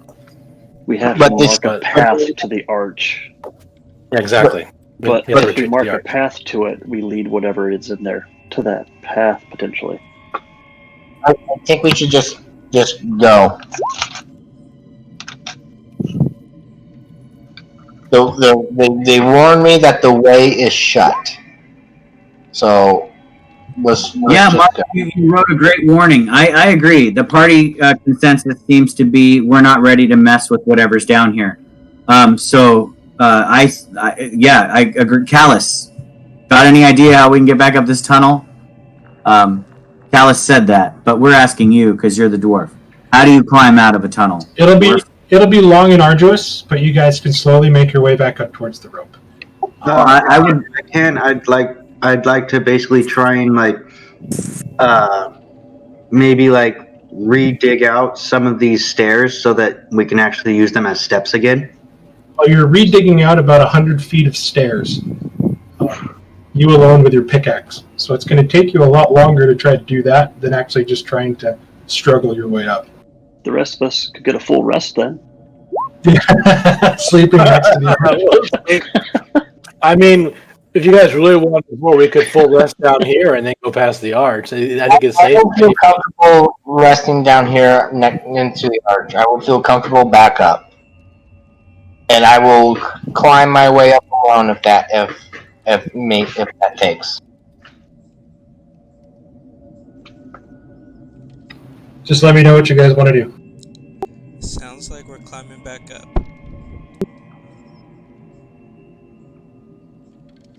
I know Mark had this nice. So, as a player, my concern is that Mark built something really fucking awesome down here, and we're all just too pushy shit to go and explore it because he scared us. But my other concern is that Mark wants us to go in here because he knows he built something really dangerous, and he's gonna mess with us all. So I can't read Mark on this one. I built something really cool. That's all I figured that, you're pretty creative. There's probably something awesome down here. I am role playing Lily and saying I'm going with the warning. I'm being cautious. I gave you all the warning. If she wants to leave, she's going to respect the voices. The funny thing is, it's because that Chris went first, and everybody's like, okay, if this is creeping out Chris, maybe we shouldn't go. So I'm play it. Attention, Callus was nervous. As soon as they read that this is evil, do not open. I'll play it from a role play perspective. I'll be in Toral's head for a second, and not try not to metagame or anything, but from an idea of a player, even given Callus's trepidation and Lily's fear and Jareth's warning of what he was able to determine, all of us are more wary because of how worn down we are. We have been put through the ringer with the gnolls. We would, however, feel braver after a good rest where we were able to refresh our abilities and feel like we were strong enough to face anything that the devil might throw before us. Even our paladins would have their smites back. It's possible that our courage would be better if we were better. So So right now, Callus is just like, yeah, we've beaten through all of these gnolls without too much trouble, and we've massacred everything that's come before us. He was so ready to find a giant monster down here and kill it, but this says it's like this is death and darkness that will come for you. And one of Callus's like character traits is that he has like an unnatural fear of anything that deals with death. And that's partially because of the demise of his 3 friends that follow him around as ghosts. So let's say we're all sitting around chatting as we have been for probably half an hour now at least, or maybe even an hour, just debating what's going on. And if Callus were to bring that up, that based on events in your past, you have an overwhelming fear of things that speak about death, I would counter that with, but Callus, I have witnessed your bravery in overcoming the dangers of a fortress where everyone that went there before us had died. And we, as a group, were able to conquer the evil within that fortress and claim it as our own. Because we had faith, and we believed in the power of our convictions and the strength of our gods. And we were able to overcome that challenge. So if you guys all form a circle, and Balthazar, you grab my right hand, and Merrick, you grab my left hand, and we'll form a prayer circle. And if we light a fire in the center and gaze deep into the light of that fire, you can almost feel the light of the sun from the heat coming off, and that's Pelor's blessing. And we should say a prayer and each say what fears we have overcome, and then we will take a long rest. Yeah, Callus wrote rebuttal, and he goes, that demonic evil darkness at the fort was unleashed and wreaking havoc, and it needed to be dealt with. This is secured and should not be messed with. But if you believe that Pelor will shine his light upon us to defeat this evil, then who am I to stand in his way when he has guided us so furtively in the past? I will offer an argument as well for maybe a reason why we need to make this arch unnecessary anymore. There's something evil going through our world right now. We've seen it, machinations in the great city here. Something is trying to destabilize our world from just what we've seen. And this would be a great target for them as well to come and mess with. And this archway seems like it would be vulnerable for anyone who actually had malicious intent. And it's unearthed now. These gnolls knew about it, and who knows who else might come. Well, we have also found these tablets, right? So I feel like there is something ancient and something that we could discover that might be useful down here. I must interject really quickly. When we got our new base of operation, did we not do that by defeating something that grew stronger by festering because it was left to just grow? Whatever might be on this other archway, it might be growing. If we do just leave this and come back later, it could be way stronger, deadlier, bigger. We It's probably could been go growing for on the 1,000 other side now and see if we can take care of it. It's possible that this thing was about to unleash itself upon the gnolls. They were just above here. Maybe they would have accidentally discovered this evil. What's to say something else wouldn't accidentally discover it? Are we Blackhearts, or are we normal people, commoners? To the argument, Talandris, I understand you want to go through, but like what Toral said, we are not at our full strength at all. That's where wisdom comes in. We can go in, figure out what this is, and it is okay to retreat if things seem bigger than what we can handle with our strength currently. I already told you what I experienced. I do not plan on going back through. I was given the warning. I'm going to respect the warning and not go through. I don't know if you saw what I had said in there, Mark. While they're all circling Oriana's getting a little fidgety and bored, and I want to step right in while they're all. No, you're standing right praying or next to whatever. me. No, you're standing right next to me. Do I notice we're trying to sneak off? Yeah, I have a 16 passive perception. If I notice, I'm immediately going to hold up my hand and grip it and cast Hold Person on Oriana. She's not fucking going anywhere. Oriana, Let's what do do you this do? while we're all debating. What do you do as they're all sort of debating and talking amongst to each other? Do you sort of like guise yourself walking up and sort of trying to study the arch before you just sort of quickly jump in? Oh yeah, no. While they're all sitting there talking, I'd be kind of pacing back and forth in front of the archway, looking at the symbols, and saying, "Fuck it, why not?" And then taking a step in. So go ahead and give me a stealth check, just a general stealth check. And since Talandris and Lily, you definitely catch a moment where she stops pacing, sets her shoulders, and begins to kind of walk through.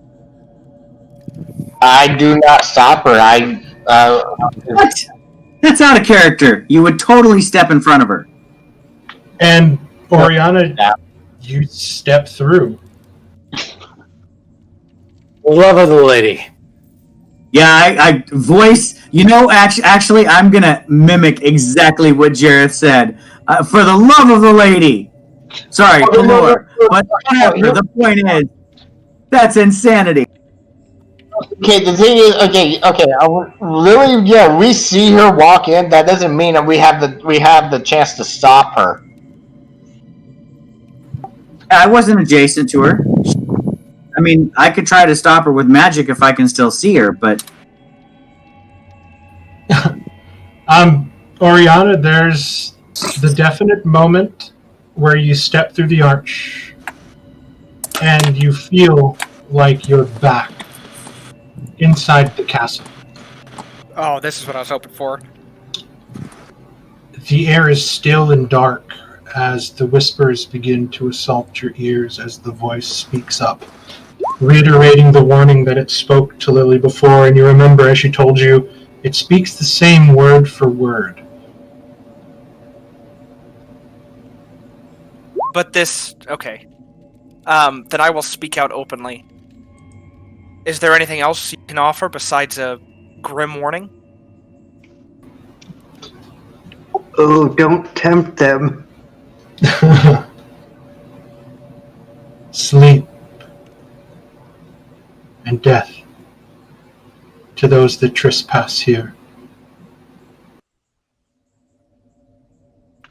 But from what? What causes this? And it doesn't answer you. I'll walk through to grab her and bring her back. I would grab her at that. Oh, dude, I want to go further in. She casts. So I'll walk through. I'll walk through completely just so I can grab her. She moves forward. Get away from me.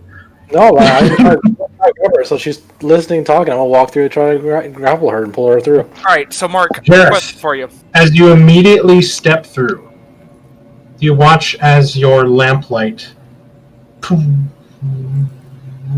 dim, and you watch as the magic filament inside flutters and flickers. The bright light gone, leaving only a dim light. You'll see her, right? Brianna, you find your vision in front of you sort of shrinking. The dimness of your usual vision sort of shrinking in on you. I'm sorry. Is there a torch token that I can pull? Athletics check to grab her. Hold on, I want Yeah, to. just say that you have a torch on you, but I can't separate the layers without drawing a line in the thing. So just in your mind, you're holding a torch. But your torchlight, you notice, is not piercing the veil of this archway. However, you are illuminating everything inside the tunnel where you currently are with Talandris, Balthazar, Toro, Callus, and Merrick. Mark, I know you said it was similar. You said it was similar to the castle. In what way? The atmosphere. Probably from the same end too, obviously. The dead feeling in the atmosphere. It feels like there's no life here. Everything is stale. The air, the smells, the taste on your tongue. Mark, that's my grapple check to grab her and bring her back. 28. Jesus. It doesn't feel like that, Oriana. It feels like when you originally walked in towards the swampy area, Okay. how everything within that sort of mile radius of the castle bespoke the same thing. Like, the grass danced as if there was a wind, but you couldn't feel a wind. But you do feel hollow. You feel weak. The hairs on the back of your neck and your arms begin to stand. And your heart begins to beat faster. That's what I was. I'll let him carry me. I'm not. As Jareth begins to pull you back, I the lift last off the thing ground. you hear- the last thing you hear before you pass through the portal is, "Come." Oh my god. Do I hear that too? You do not. Oh, I wasn't also affected by the castle.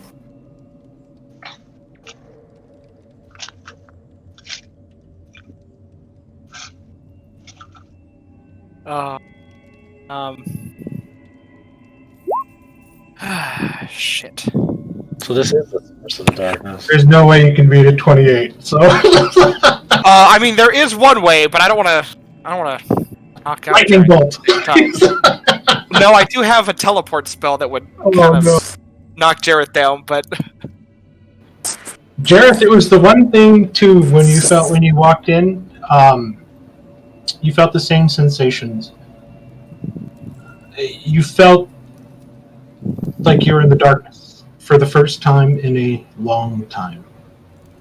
That the light inside of you, granted by your faith, was sort of not there for a minute until you stepped back to the portal. Yeah, since I mean, next to Oriana was affected the most, but next to her, I was also affected. I didn't feel the same feeling that, like, back in when I had that stuff. You felt the same feeling, but to you, it was almost not as like it was almost comforting for Oriana in a weird way. But for you, it was just anxiety and this sort of primal fear to get away. But did you remember the sense of that dread from the castle? You can recall it. Yeah, you can recall it clearly from the castle. Okay. The sort of cold and dread that sort of creeped in through that column. No, I might just mention to the. I'll mention to the group. I don't know what Oriana's until the group. But I'm gonna say, I haven't felt that way since I cut that vine and got that darkness within me. There's something similar about that darkness from what we faced. yeah, it's like staring back into the abyss. I agree with whoever's idea was let's rest and let's check it out. Oriana There's didn't clearly fiddle with something the in there. orb in there, did she? The orb is Lantern back to, I guess, full for now.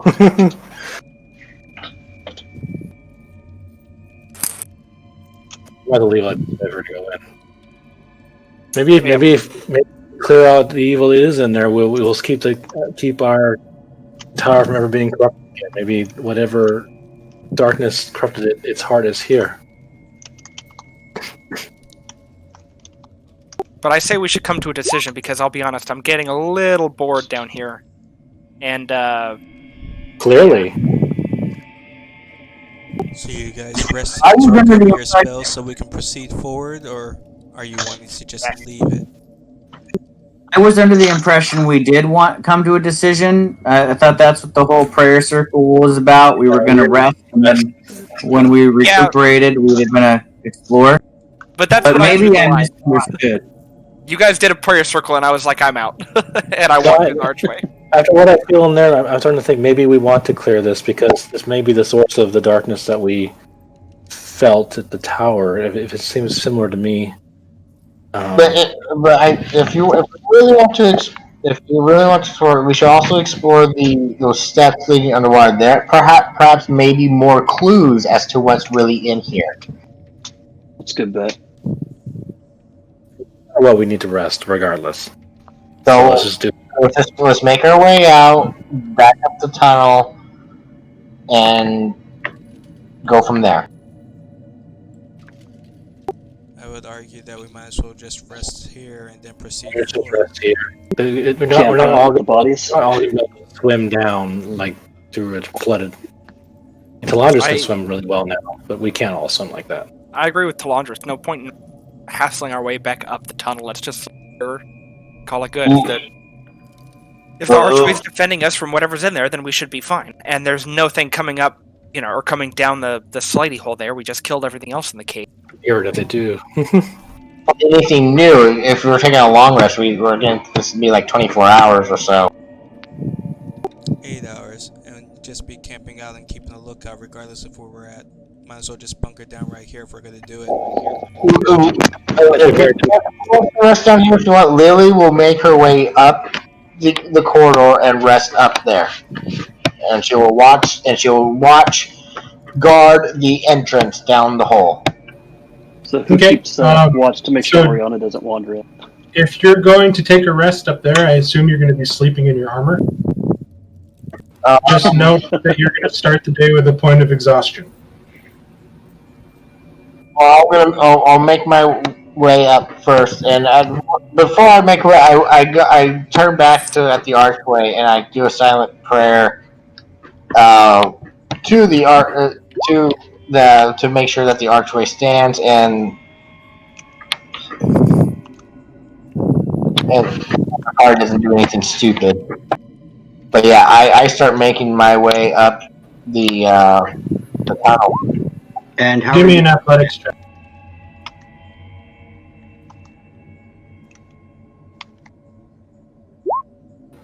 Okay.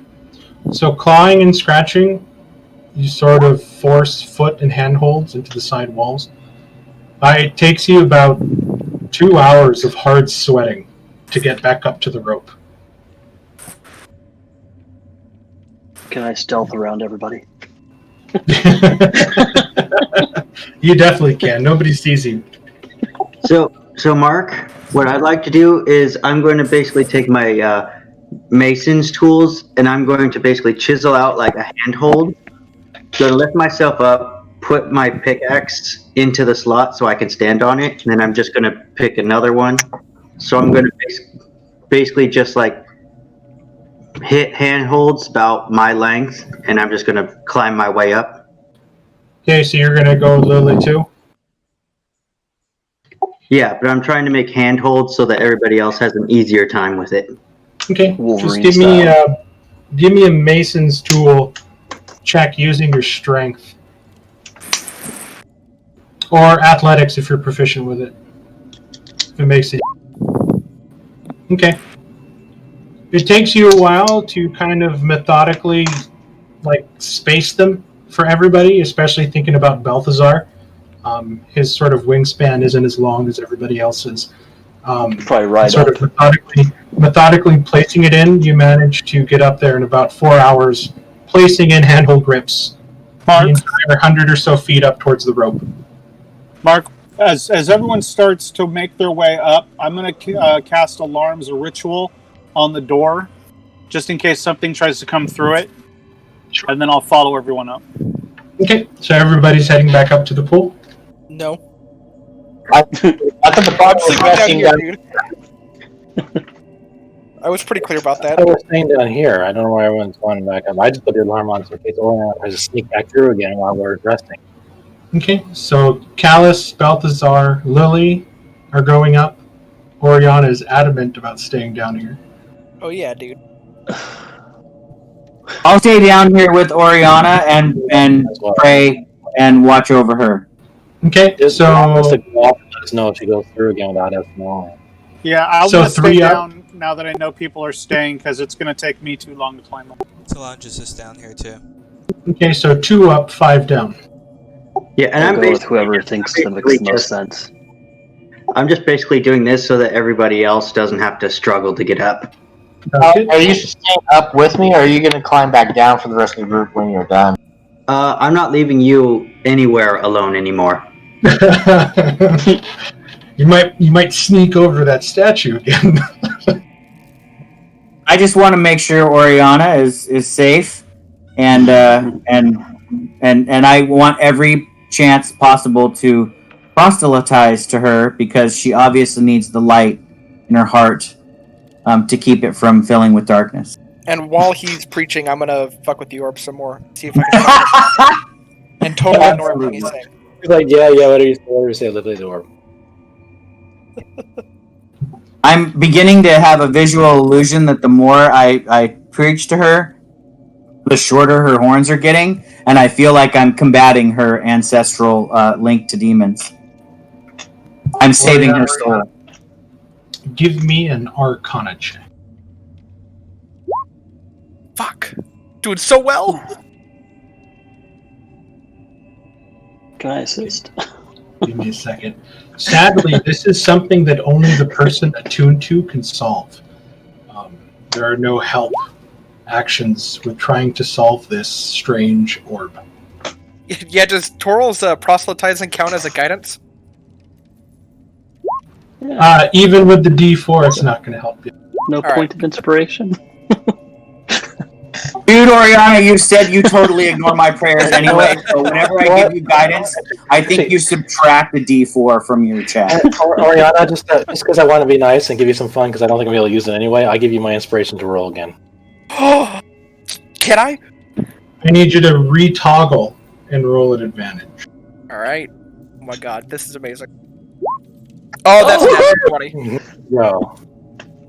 That was a good gift, Jareth. By the light of the lady. Thank Pelora, right? Pelora, nice. As you're sort of concentrating, you kind of scrunch your nose a little bit as you focus and kind of stick your tongue out of the corner of your mouth. And Jareth just comes over to check on you, and he places his hand on your shoulder. For some reason, that small affectionate act really just kind of touches you a bit. And suddenly a pattern opens in your mind as you look at the sphere and you begin to move. Click. And you watch as the green, or the red light that was there before dims, and a blue light begins to glow from inside the sphere. You have unlocked something.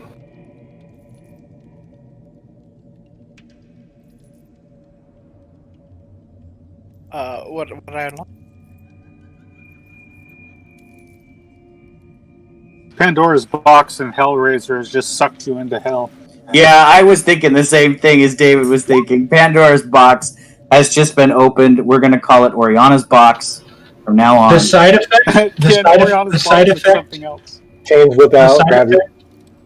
The side effect of your attunement goes away. Oh, sweet. Now I'm only half as insane as I was. Yes. You unlock something called the Cerulean Dream.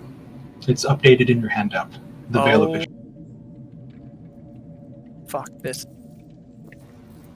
Please keep a special attention to why it says second unlock.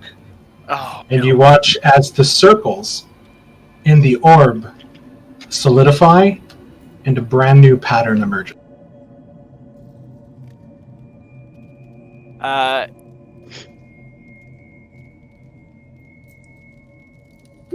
But you used all 3 tries, which means you cannot. You will no longer be able to try to solve the orb today. So now you've unlocked the ability to re-experience your own dreams as well as the dreams of the orb's previous owners. The underlying natures of others' dreams are unclear, leaving your subconscious mind to slowly process and unpack its deeper meanings over the course of your next long rest. The next time you finish a long rest after experiencing another dream, roll a d20. On a roll of 10 or lower, you're going to take psychic damage, but on a roll of 11 or higher, you will gain 2d4 hit points as your mind is filled with joy and courage. Well, I know what I'm doing this long rest. Oh my god, this is so cool. So you have an idea that it's going to take a crit to unlock the secrets of this orb. Oh, great. I love that. That gives the item so much longevity. Well done, Mark. Let me tell This you. is like a campaign-long item you've just built into the game. I love it. Let me tell you. This thing is fun. I already love it, and we're only on what level frickin' 2. I think that's amazing. Well done. I'm in awe. It is now no longer a common item. It is now turned into a uncommon magical item. And you imagine that with every unlock, the class goes up to rare, very rare, and maybe perhaps legendary. Wondrous item? Yeah, it doesn't fit any other category. It's a wondrous item. It's not a weapon or an armor or a wand, staff, or rod. Or Yes, it is. It is an orb, wondrous item, uncommon, requires a check. And it also acts as a spellcaster. Yes, this was. There are some other items I put into the game in Group A. One of them got sold off in the very, very first 5 sessions for money, and the other one was drained. The other one was drained of its magical power to bring back one of the party members to life. You're welcome, So thank you, Doug. Connor. Thank you, Connor, for keeping this one alive. Yeah, no problem, dude. This is awesome. Okay. It was sad, though, about having to drain that item to bring Doug back to life. Well, it could have been avoided, but nobody was budging except you, Ken. I know. That's all right. It must be nice to have the party go to such lengths to bring back a valuable party member. Lovecraft was not valuable. I'm talking about Kira. Wait, Okay, who? so Layla, Kira. I like how you were like, wait, who? She's better than she was when you were controlling her, so I'm glad we let her die. I had to give Kira some No. justice. She was just kind of left to die in the hands of a couple drunks. So, so go ahead and give yourselves your long rests. Just note that if you spent hit dice, you get half of those hit dice back, unless you want to drink those handy-dandy potions that allows you to recover 2 more spent hit dice. I will wait for Callus to get up. I don't know how long it's going to take him, but once he gets up, I will lock the gate behind me. Relock it with the bar and start resting. Now, and I will take off my chainmail armor to rest. Mark, I forgot to ask when we were upstairs, but during the course of ravaging through those supplies, we didn't happen to find any healer's kits, did we? I will say that you found a healer's kit amongst the supplies. Okay, so even 1 would be great because I'm down to 2 uses left, so that would give me 12 uses, which is probably sufficient. That's fine. Yeah, I'll say that you found some in the packs of the 2 twins. You did find that adventuring pack. Yeah, that might have had a healer's kit in it. Cool, thank you. So if that's okay with the party, I would like to confiscate that healer's kit to use to heal you guys if I need to in the further. Callus and Lily, your rest upstairs goes off without a hitch. You notice that nobody has came back to the cave yet. As you guys have been up there. When Lily goes to take off her armor, I will go and I will unlock the gate that she had locked. Okay. Because I don't want the party to come up going, "Help, let us out." So your guys' watch up there goes off without a hitch. Those of you that have slept down by the corpses, Oriana, you have never had a better night's sleep. The same dream. The same dream in your mind just soothes you, kind of centers you. You feel very well rested. Talandris, Jareth, Balthazar, Toril, and Merrick, your sleep is haunted by nightmares. Dark, shadowy nightmares, making you toss and turn and wake up at odd hours. But you do manage to find some rest inside this terrible place. Mark, while we're resting, Crisscrossed and meditated for 4 hours anyways. Okay. Mark, while we're resting upstairs, I would also like to go see if that tied up knoll is still there. The tied up knoll is there, and its throat's been cut. Okay. Then I'll make my way back. Our judgment, then that's good. Oriana, did you use the orb before you slept? You bet your bottom dollar I did. Go ahead and roll a d20. Here's hoping. I should have known. You wake up with a headache. You're gonna take 5 points of psychic damage, sort of like a migraine, sort of pulling and kind of poking at the back of your eyes, like constantly. After a while, you guys begin to hear Callus and Lily making their way down slowly using the handholds that Callus left along the tunnel. After a while, you guys make it to the bottom and find everybody sort of hitching back their armor, some with bags under their eyes, Oriana kind of rubbing her temples a bit.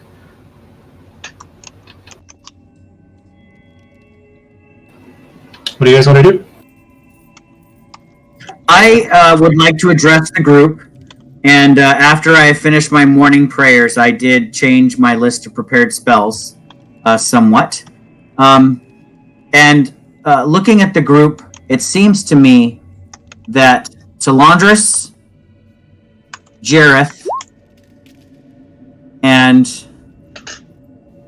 Callus are probably the three most likely to be in the front, taking damage. Although, Talandris, you hardly ever get frickin' damage. You're never hurt. He does seem to have a hard time hitting things, though. He does. Talandris does a lot of damage. I know, but he doesn't. You hardly ever hit Doug. That's the problem. I always see his health bar is almost full. I will be It's fair. only recently. Last time I was being dropped regularly.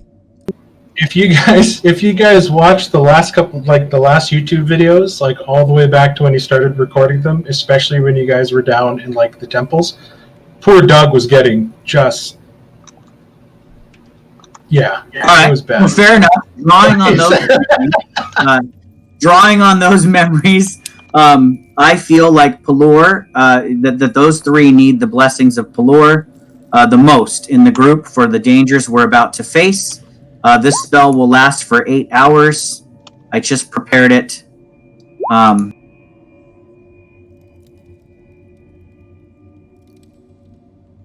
So I will use the second level spell slot and take some time there to cast Aid on Jareth, Talandris, and Callus. You each gain 5. I suggest you instead of me, you should cast it on Lily, because she's pretty naive in these situations, and she has shown a lack of judgment, and I think it would do her better. Since you spent the night watching over her, and I trust your wisdom in these matters, I agree with Callus's judgment. Also, Lily did drop in the last fight, whereas you did not.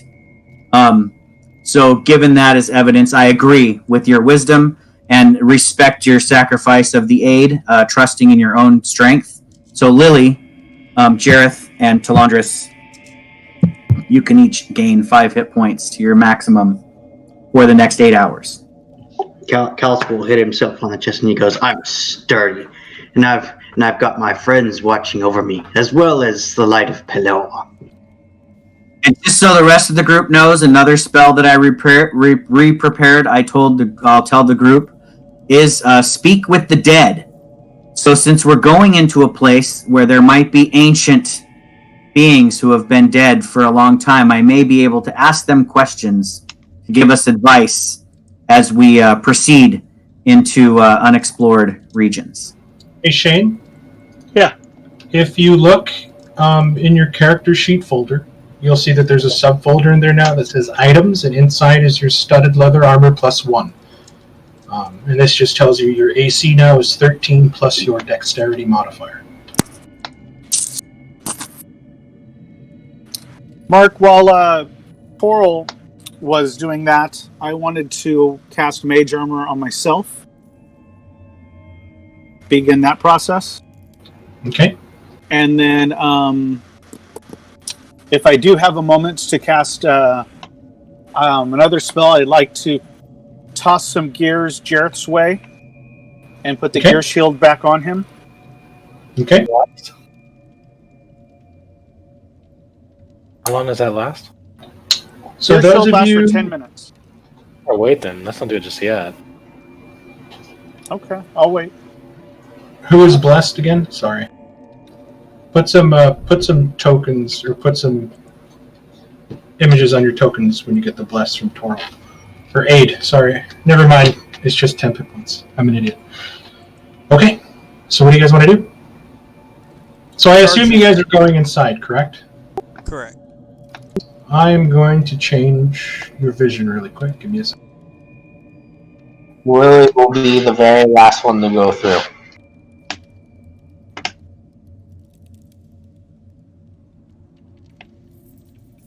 It's already spooky. I'm going to walk in front of Oriana just to make sure she doesn't go running off ahead of us. Dang, even with my superior dark vision?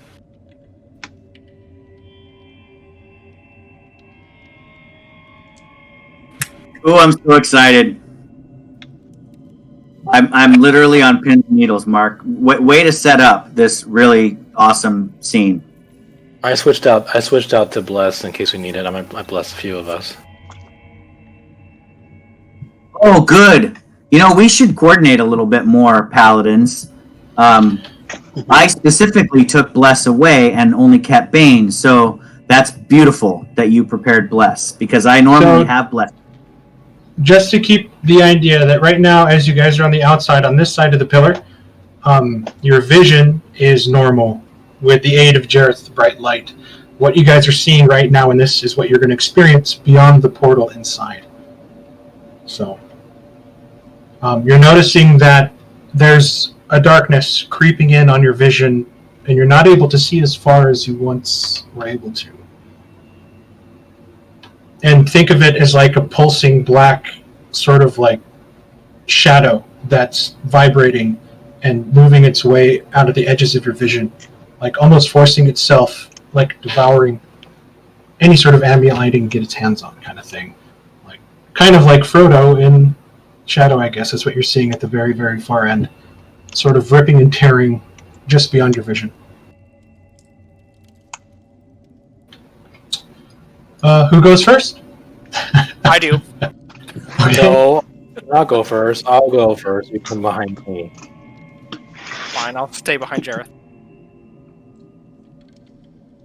I'll follow after Oriana. I'm in the back with Lily, I guess. Okay, everybody move 5 feet. Once everybody moves 5 feet, then the lead person can start again. Let's go. Take it slow. Take it slow. Before I go through, and after everybody goes through, I will say I will pray, because it's that I apologize for going through after the warning I gave. They would not listen. The whispers begin to press in upon your ears. The only real substance other than your own bodies as you begin to move through this shadowy veil of dimness. Jareth's light flickering on his belt, struggling to illuminate as this sort of cold hollowness begins to sort of take in. Toril, your Khopesh lights, and you watch as the light sort of dims on itself and gets almost suppressed a bit. The once bright vibrance of the magic sort of casting off just a small frail dimness. Jareth, you turn the corner and you see before you a pool of water. There's a way to skirt around it, but it seems to be right in the middle of the path. At the end, you hear a very dull rushing of water, as if it's moving, but it doesn't carry in your brain that there's a large fall. See if my ring still works and try to like get on the water. Just make sure I can still. Down the You water. step on the water, and your boot ripples, and you're standing on the surface of the liquid. So I'm gonna walk All the while- along the. Yeah, I'm All gonna the walk while along the with the. whispers. I'm assuming the party's gonna follow along on the land. I'm gonna walk along the water next to the land. Okay, stay there. Let everybody catch up. Yeah, I will. Go on, Merrick. Sorry, I was typing. I caught up. Let me know when I can move. Mark, I'm waiting for you to drop all of our sanity down to. I'm waiting. Chris, you can. Matthews, you Waiting can for move. the laser. God, I'm having flashbacks of frickin' Curse of Strahd. I'm like, my anxiety is high right now.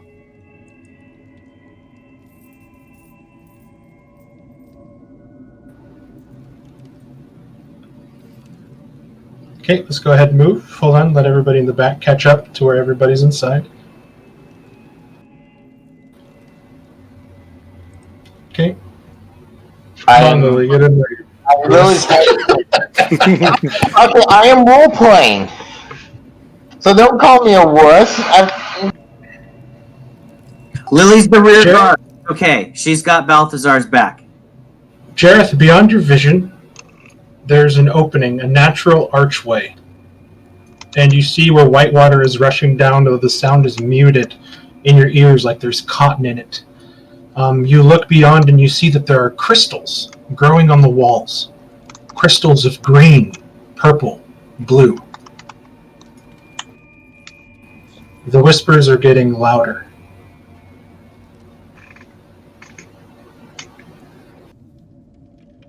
I guess I'll move down to here.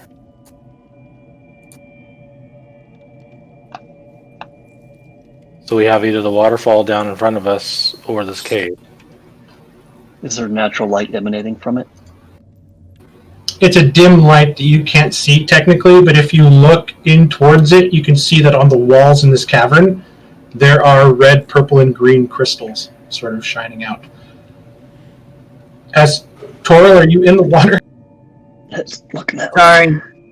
Copy me. No, I'm behind Kalandris, kind of moving around the puddle. Okay. Give me a perception check.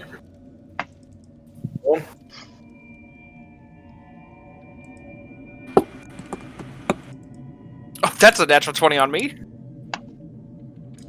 -1 though for a. Is everyone doing perception? Yes. You said everyone. I assume everybody is on high alert, watching their surroundings. No, not me. I'm always Balthazar's on like, alert. whatever, this is still like everything else we've dealt with. That's what I Balthazar, was thinking about the late. I'm thinking about the mistress right now. He is, he's daydreaming. Lily and Merrick.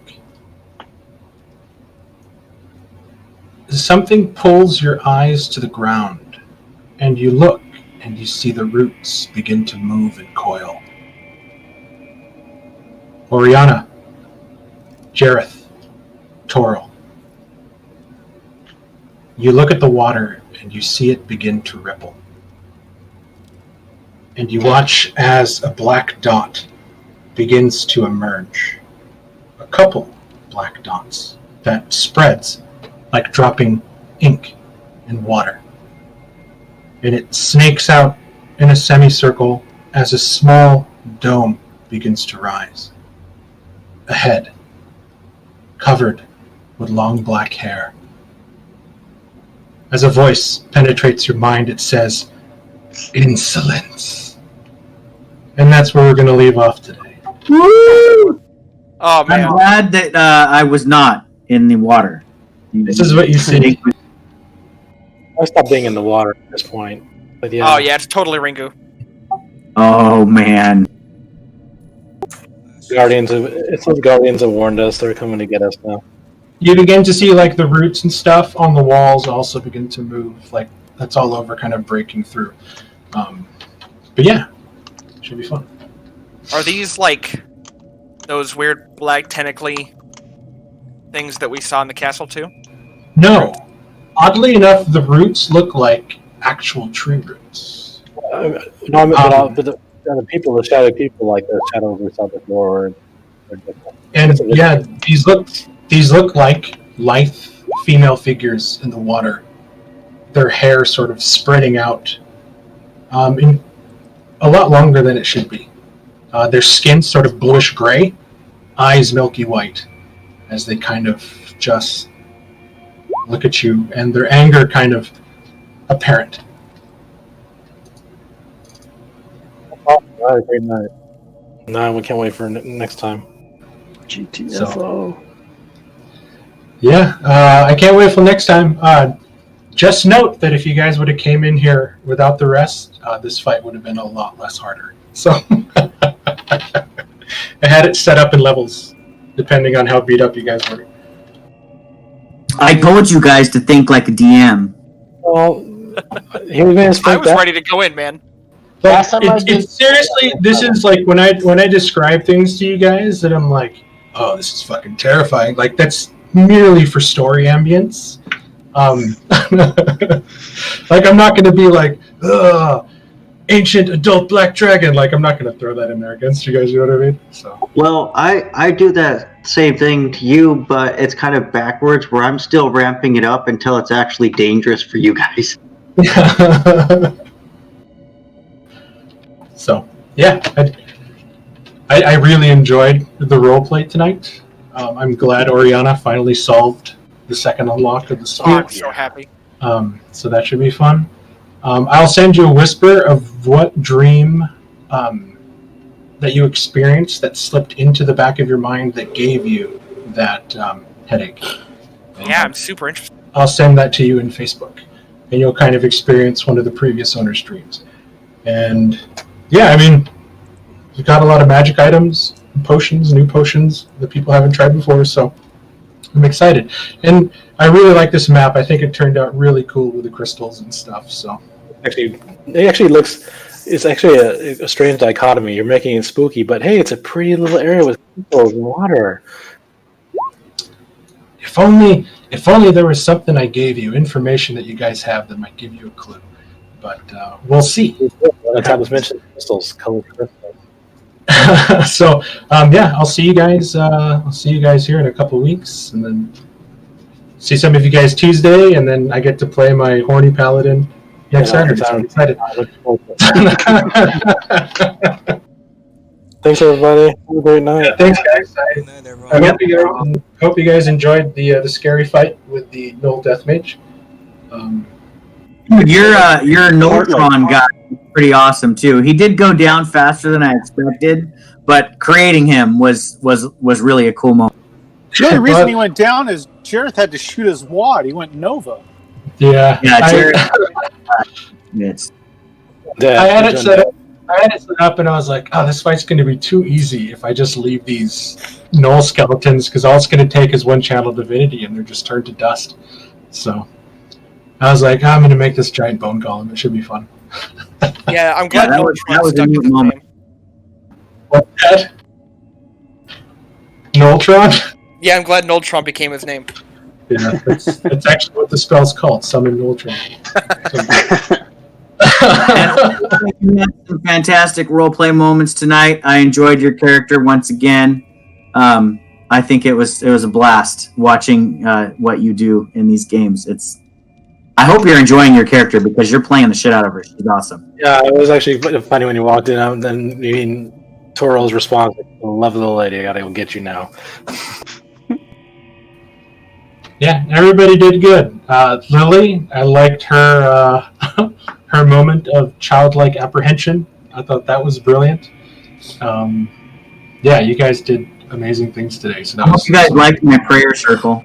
That was nice. I liked. I'm really trying to, grasp my 18, 17-year-old Christian roots for you guys, but it's a struggle sometimes. sometimes. You know Play what? this overly Christian guy. Let's add that rule into this campaign since it works so well in Descent to Avernus. Let's nominate and vote 2 people that you guys want to give inspiration to tonight. Oh, good idea. I like it, Mark, because it gives us a chance to kind of like brag about everybody a little bit. And kind of appreciate each other's, because everybody did a great job today. Between Callus, like, playing up the stonemason and putting in handholds and using his tools, everybody got to use their profession's tools tonight, which was great. So, yeah. Yeah, if that's the case, my first vote is for Oriana for tonight. I think she did a great job. Yeah, Same here. And also vote for Toriel. Why, thank you, sir. I'll throw in a vote for Toril. I think the prayer circle was great. I gave much as I, as a character, tonight. well, as much as I am as a character, I'm against it. As a player, I think it's hilarious. I and think I also, set love David's the fight. teeth on edge too. It's pretty great. And yeah, just all the dialogue of trying to like get people to follow a certain path and all that is wonderful. Mm-hmm. Well, thank you. So it sounds like tonight we have Toril and Oriana starting the next session with a point of inspiration. So mark that on your sheet. And yeah, Oh, thanks, guys. I'll see everybody. Thanks, everyone. Have a All good right, night, see you guys later. Good night. Good night. Good night, everybody. Night.